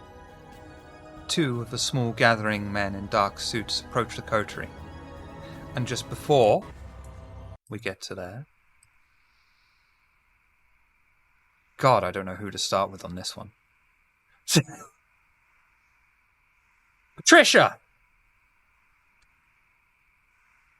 You've made your successful escape. You've completed the mission for all intents and purposes. You lost a member of the coterie. What are your thoughts and feelings right now? Due to the reasons in tandem with her lore sheet, normally she would have taken an aggravated point of willpower in fleeing, but it's written in such a way to where if a battle is too utterly futile, like, yeah, like, she took one from, like, the werewolves, but, like, it's, like, different things come into it when a comrade falls. So those things come to account when determining whether fleeing is honorable or it is not. Again, although going up against a few werewolves is more dangerous for a coterie of kindred, circumstances, she didn't have to suffer that particular downfall of her particular lineage. And I will go ahead and reveal this. She was, in all of her many letters, one thing she was planning was essentially to fake her own death, show up to Inner Council, and just drag them and get what the fuck she wanted. Essentially go back to the States, maybe find out what the fuck happened to her sire, but also truly get back to her roots. Like, she wanted to get out from under Leto's claws. She got that. She chose Oxford carefully, and then the whole Loden shit came into it, and she's just like, nope, I'm done. And that's why she was thinking about, you know, faking her death and giving it to the Inner Council. So essentially, she still has the same opportunity, but it's going to be easier for her now, but in some ways more difficult. But she's just more relieved she didn't have to go through the process of actually putting herself in harm's way to get injured and to set up actually making it look like that's what happened. The dealer was very kind to her this night. Lucy, you demonstrated exceptional selflessness by anyone's standard, including, perhaps especially so, the Sombra. And you still rescued a member of your coterie, showing loyalty. You successfully completed your mission, but you have lost Lantre. What are your thoughts and feelings right now? If allowed, Lucy will ask back for the burner phone from Patricia for a moment. Flipped open. Yep, without question, not even looking at you, just hands it. Scroll up to our MP3s. Go into the file. Throw it on the floor as the song Sympathy for the Devil plays by Rolling Stones. That's her thoughts and feelings now.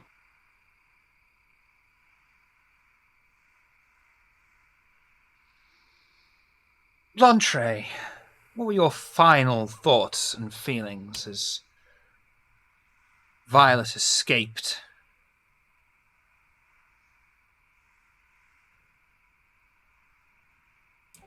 I'm imagining basically that, like, I'm being ripped limb from limb while I'm staring at Vaticinium.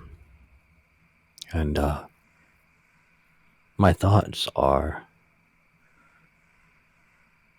I'm grateful that they were able to get away and that I was able to redeem myself in the end in some way.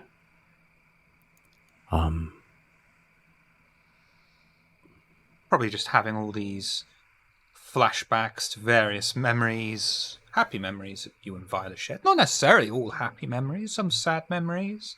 Going over that moment when you had to split up and she passes you the portrait, when you first were reunited many months ago now. Yeah, of our previous adventures through the years.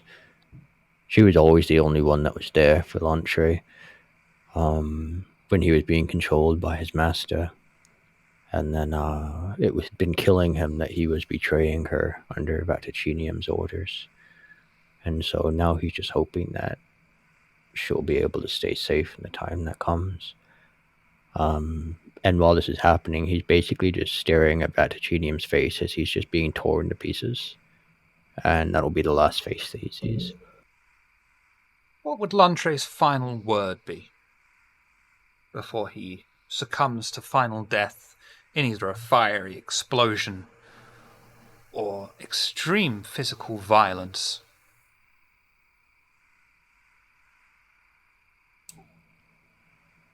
Freedom.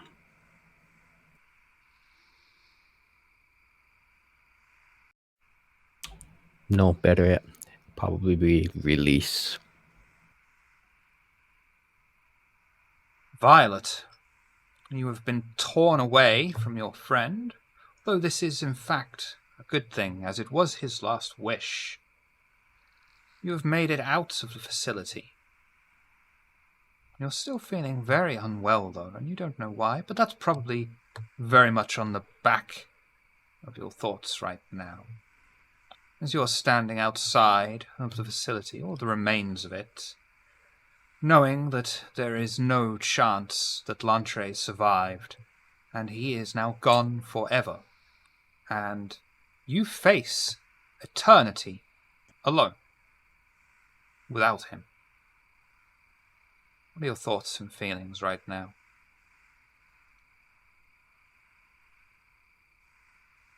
Violet is broken and still screaming.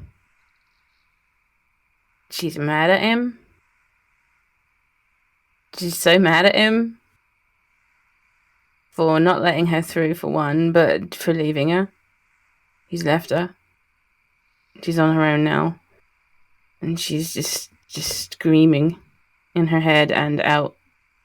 Just raging her whole body. Just blood pouring down her face. It's just crying.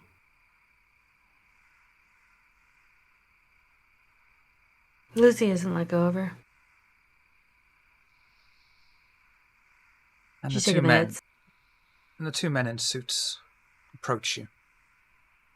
One of them remains completely silent, but the other asks, Archons, what happened in there?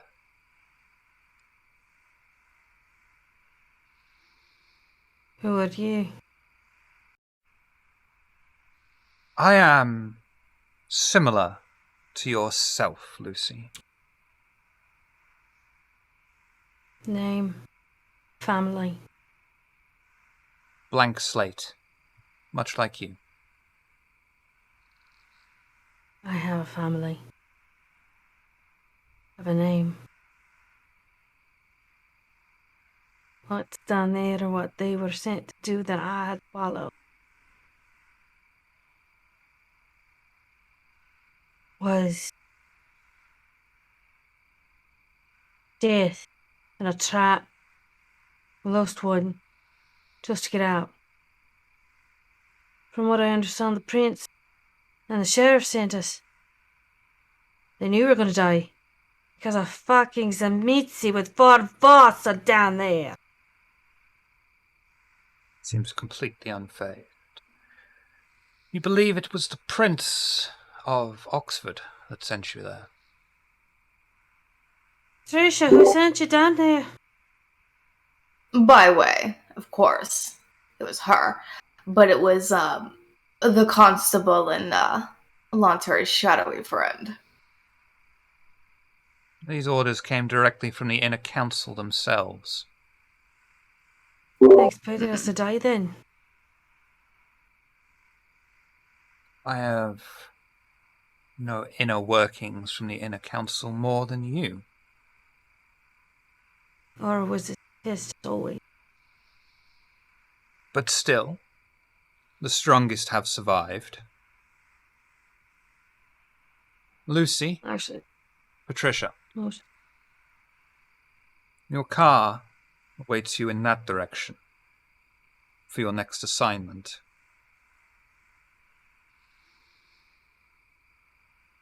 I shall walk you there. What? She's holding Violet. She's like, I've got Violet right here. Coming with her. Violet has her own separate assignment. Trust me, you don't want to get too close to her right now. Being she's on my shoulder right now and I'm holding her. And let me tell you, she's walking quite a wallop. What's the matter?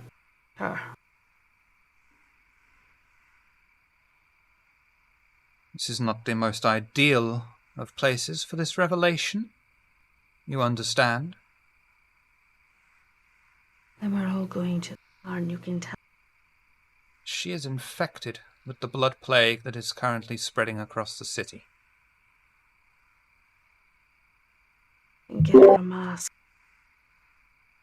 Get a treatment. Unfortunately, a mask is beyond reproach, and currently there is no known treatment. She has her own separate assignment, but sadly will be stripped of her Archon status due to her tainted blood. Tainted blood! But all the times you've been seeing me, like, laugh and muted, Patricia's fucking laughing. This isn't her fault. No one is How blaming can you strip? her. Well, you can't strip her. That's wrong. You know it. The council knows it. She's been nothing but loyal. Always. This is not... And I stand up to them. This is not a demotion. It is simply not suitable to have someone who could potentially die, lose their fangs, or give in to the withering in a position of authority. She has her own assignment awaiting her. She will find solution there. It is not your concern. Not my concern. Your assignment awaits you. Patricia, you have the luxury of choosing your next assignment. Splendid, because I was ready to essentially go to verbal war with the Inner Council and get my way. I mean, you remember who my sire is, yes? I could have made it happen. Good. He's going to be trying his best to remain unfazed. You know what? Fuck it. She's pumping Dawn. She sees that. She's just like, no, I'm going to lean into this. No, I'm taking this win. Hashtag venture. Essentially like a little kid, like, you know, like almost like the energy of like a little kid shits themselves and you rub their nose in it. That's kind of the energy she's going for. And he will step back. However, the man that remains silent doesn't. Your car awaits you, and he walks off. But the silent man kneels next to Lucy. I understand this one lost someone? I can probably contact him if she wishes to speak with him one last time. Violet, do you hear him? Turns instantly hearing that and reaches out to grab his shirt by the scruff and pulls him in. Oh! Now, mind you, Lucy's kind of like now turning so that she's holding Violet so she can do that. He will be strangely unfazed by this because, you know, this is pretty much the standard response when he says this. It is part of my blood and talent to be able to contact the recently deceased. I will drink you dry. Do it. Come. And he'll extend his hand out, waiting for you to place yours in his. Does it instantly. Violet, I'm going to put you down. And she'll gently do it and she'll go. Can I go with you? There's no need to go anywhere. No, I have assignment. And she'll pull out of her bag and hand it. Please pretend this is a pretty sparkly thing because I didn't have a chance to crochet it, so I apologize. And it's a pant. She'll go, made it for you with you so that you can put your ears through so you don't have a cold head anymore. Inside, if you need to contact me for any reason, you can, okay? Nobody give it to you on your birthday. Well, on a day, you know. But if you want it. She turns and hugs her. Buries her face in her chest. And she'll do the same and then put the hat in her hands and go, you remind me so much of my Beatrice. Thank you for at least letting me be able to feel like a mum once more. And know this. Anytime you need me, I will be there. And she'll whisper very closely to Violet and say, I give you my word as a royal. My name is actually Amelia Regina of York and Albany. And I should have been Queen of Victoria. Okay. But I have quiet resources that I have in my own disposal. So, as a member of the royal family, and maybe your export queen, thank you for all the service you've done for me and our country and everything. And I extend you, from me personally, 3 major boons.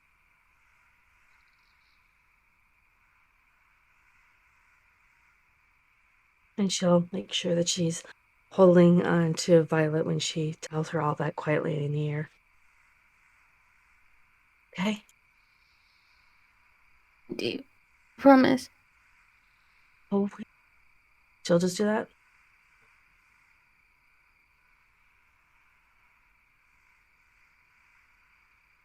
And she'll let go slowly and stand up. By your leave, milady. She'll give a proper royal curtsy. Then turn to walk to the car and hide her face so no one can see her crying. Yeah, Patricia would have pretty early in that interaction noticed what was going on and stood about 10 or so feet away. Kind of like, not back to her, but like kind of tilted to her every now and then. She can kind of look out of the corner of her eye. And the moment she sees Lucy approach and she gets within a few feet, she'll lead the way to assumably where her goal is. Door will be held open for you both and shut as the car drives off into the night. The man, remaining, turns to Violet. When you are ready, Violet, place your hand in my own, palm up. She does it instantly. He reaches behind his back and pulls out a small knife. This may hurt a little. He eases the sharp blade into Violet's wrinkled palm and swiftly slices across it. Will your vitae aid to your hand? I require some of it to spill out to power this ritual and form the link to your friend. She does it. Rouse check for me, please. Yep.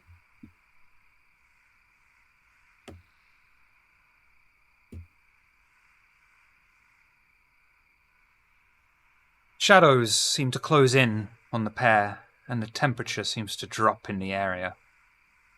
Out of the rising shadows that seem to emanate from Violet's palm,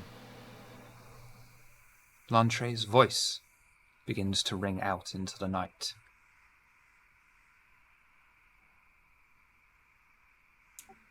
Little one, you made it out.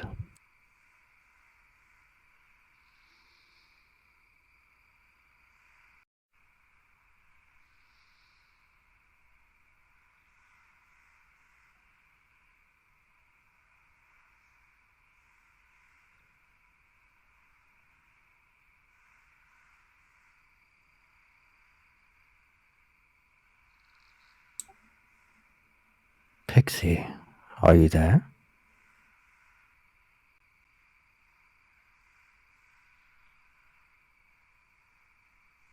Are you?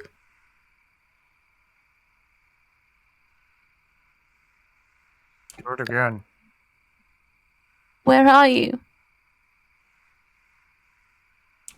Storyteller.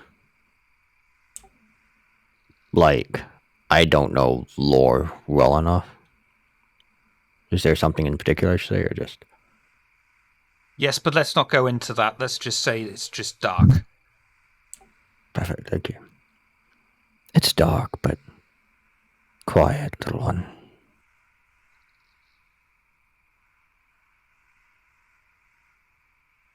And come back. Ghosts can come back.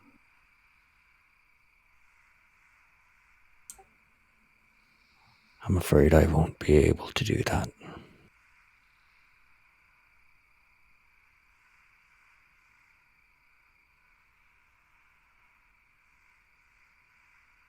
And told you not to be stupid.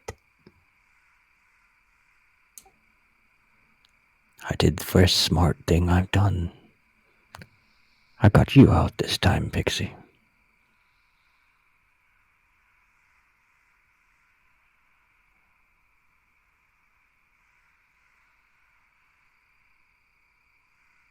What am I supposed to do?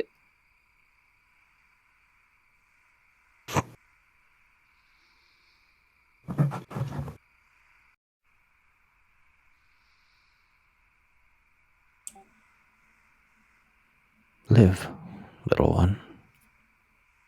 You're supposed to live.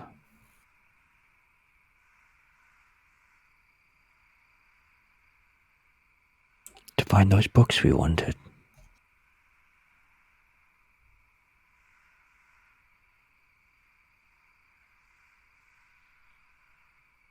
I only wanted the books because he wanted them. I only looked for them for you. They were what we did together.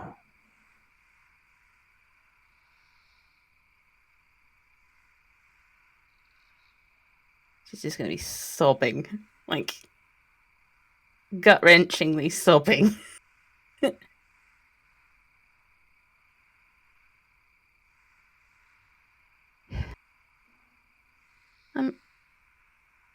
I'm ill now. Maybe I'll join you. What do you mean you're ill? The plague. I drank something bad. Pixie, you weren't supposed to get sick. No.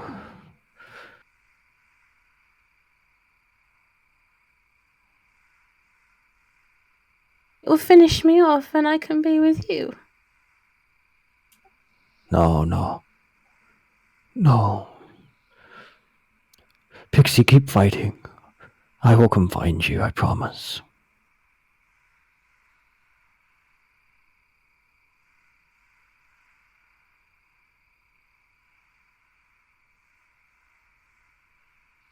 Whoever sent us in there, I'll rip them apart.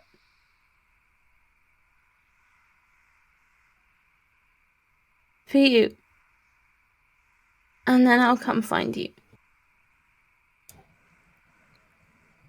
I don't want you to rip them apart for me, dear Pixie. I only want you to live.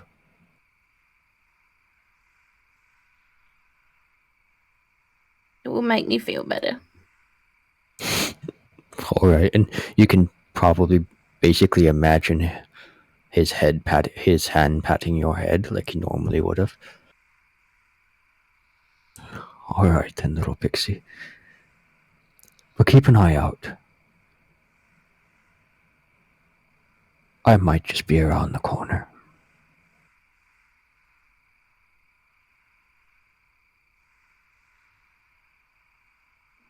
She'll take her hand away if she can and just hide her face.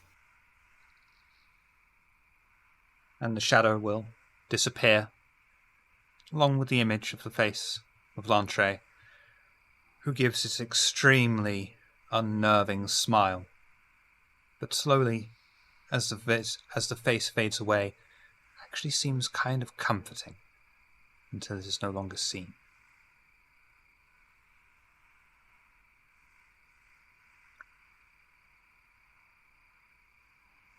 Have you said your goodbyes?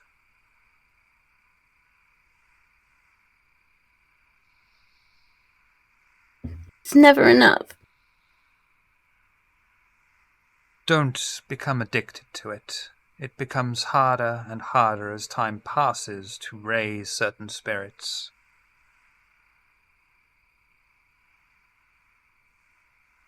Be glad that you had that. None of the kind get that.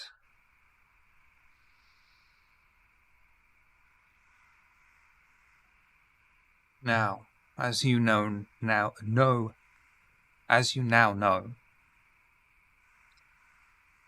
you are infected with the blood disease. Several things can happen. You may give in to the withering despite your age and the beckoning. You may lose the potency of your blood, or your fangs may drop out, preventing you from feeding. As such, it is my sincerely sad news to inform you we will have to strip you of Archon status. However, you are being dispatched to Japan You will be joining a coterie there that is investigating the blood disease. If they have a solution for you, you will be the first to know about it.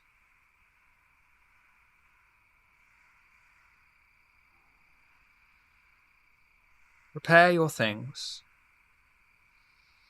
and we shall arrange traveling for you. Given the circumstances,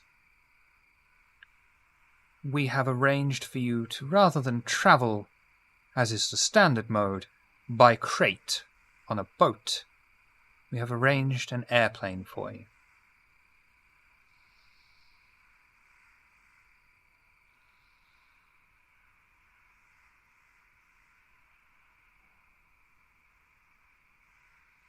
I hope this is agreeable, as you have no other choices.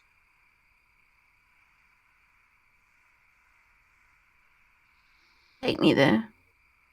As you wish. Doesn't matter anymore. And he will escort you to another car,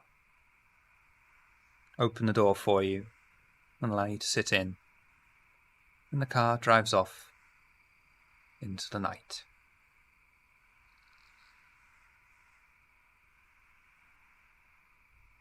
We'll bring a close to Oxford by Night.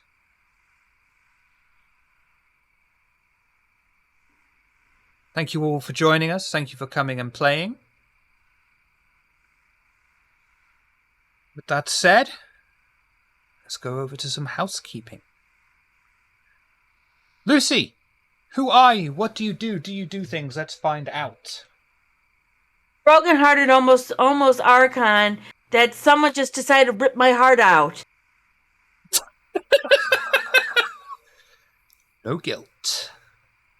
Yeah, I made you tear up, didn't I? Just a little bit of guilt. Little bit. Just right there. Little yeah. bit. Mostly because I was like, I really wish there was sparkles on that.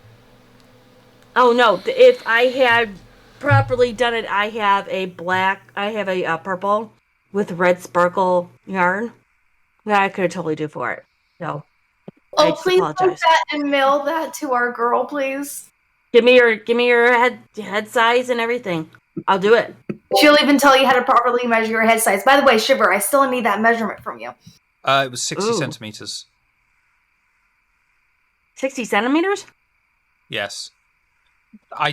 They use centimeters here for some bizarre reason. Yeah, you look like you got a big head, too. Just a little bit. Not a bad thing. Okay. Weird thing is, when she actually measured my head, she went, "You have a fucking big head." Mm. Thank you, madam. You married it. I wish she said that to me on my wedding night rather than, "Let's go to sleep." I'm Judy Varnish. I happen to be a Twitch streamer. I'm on Twitter. I'm a storyteller over at RPG Table. I am here. I'm also on Archives of the Dragon as Netsuikata Ambassador Bance. And I am one of the mods over at Cajun Nights. Follow me on the tweets. Follow me wherever you want to. Just form a conga line and do the follows. Thank you very much. Patricia, Apparently. who are you? What do you do? Do you do things? Let's find out. You can find me here, although this chronicle is ending. I got a couple projects that I'm working on with Shiv that I'll be a part of, and I'm very much looking forward to that. So, very grateful that I got to become a part of this family on this channel, especially because Patricia, taking her from canon, there were a couple things with mechanics that had to get special allowance, and I really appreciate Shiv and the type of storyteller he is. So I look forward to seeing what other type of stories I help him develop. If you want to see me as a player, and I'm tearing up because it's in a chronicle. If you would like to see me as a player character, or even as a storyteller with focus on Bahara, you can find me on Cajun Nights. Also, this spring, I will be launching my very own actual play stream taking place here in Tucson, jumping off of the final sort of events of Night Road, everything like that. I'm very grateful again for Kyle Marquis kind of helping me with Brain Monkeys, everything like that.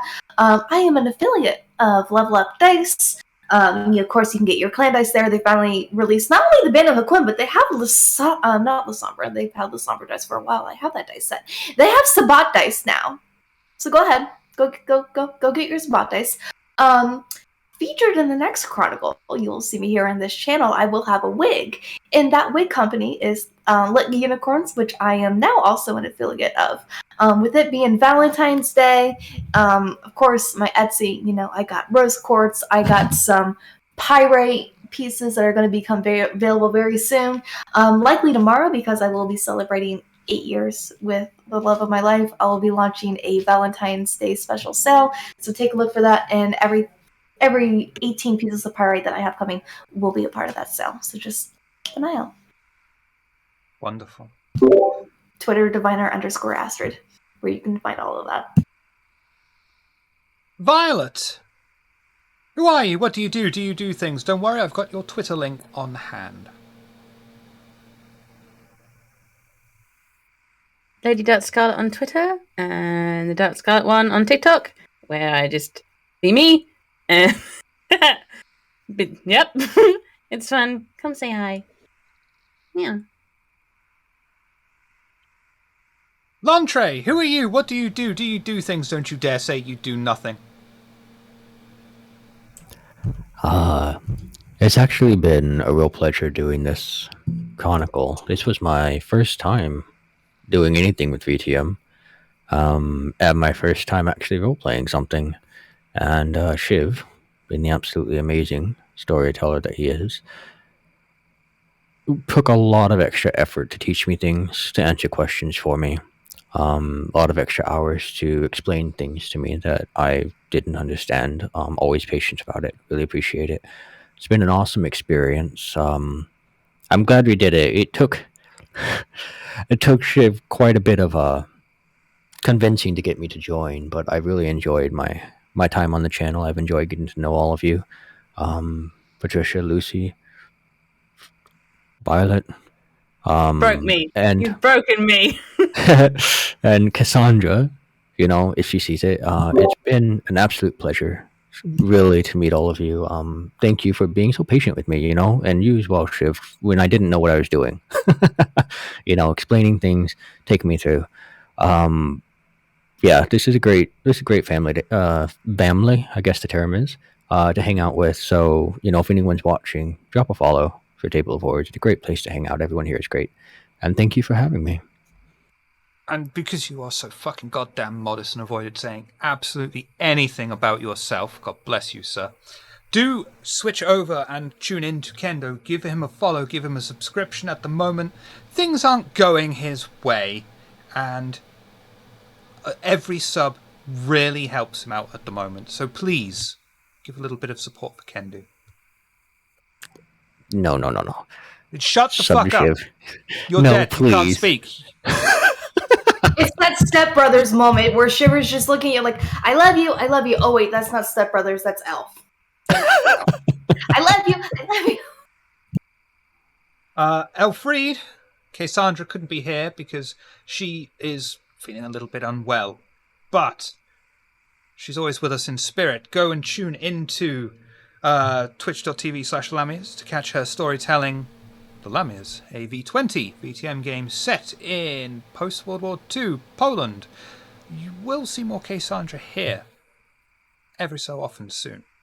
You will see more. I've got to switch over from calling you by character names to aliases.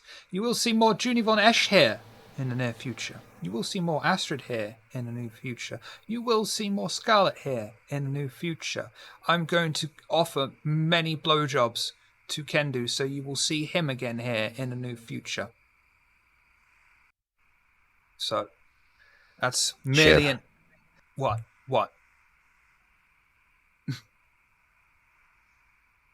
I'm from the DIY BJ department, and I'm here to help.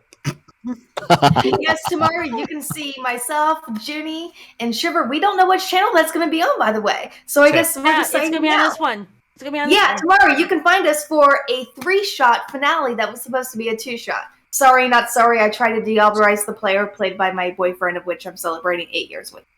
It's a thing. You know what? That was the thing I forgot. Thank you. All I have to say is 8-Ball was on target. Fuck y'all. And sorry, not sorry that my lucky dice broke your obfuscate. Yeah, just push that button a little bit more. Coming Fucking up milk.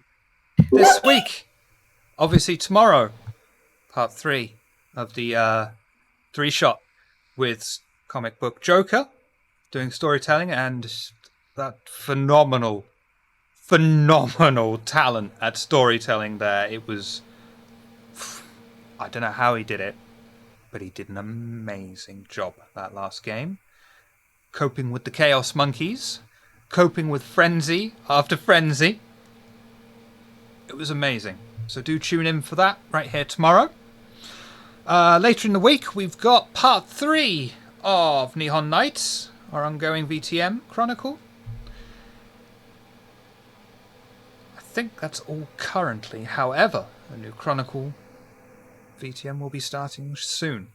I will be getting Demon the Fallen going soon. Be bringing Star Trek Adventures back soon. There's more that I don't even want to think about right now that's coming soon. In the meantime, though, check out links down below for links to our merch store, Discord. We're opening up a very casual play-by-post very soon. If you want something that's not casual, something that is very much in-depth, something that is very much more intensive, immersive, go to the Cajun Night server. Other than that, check out Twins up below. We will go rating on... God, I hope he's still streaming. D. Written, who you'll be able to see tomorrow, who is joining us. But we can't go, of course, until... everybody says a line. Kendu, give us a line. Have a great night, everyone. Lucy, give us a line. You made me cry, fucker. Trisha, give us a line. Night is dark and full of terrors. Violet, give us a line.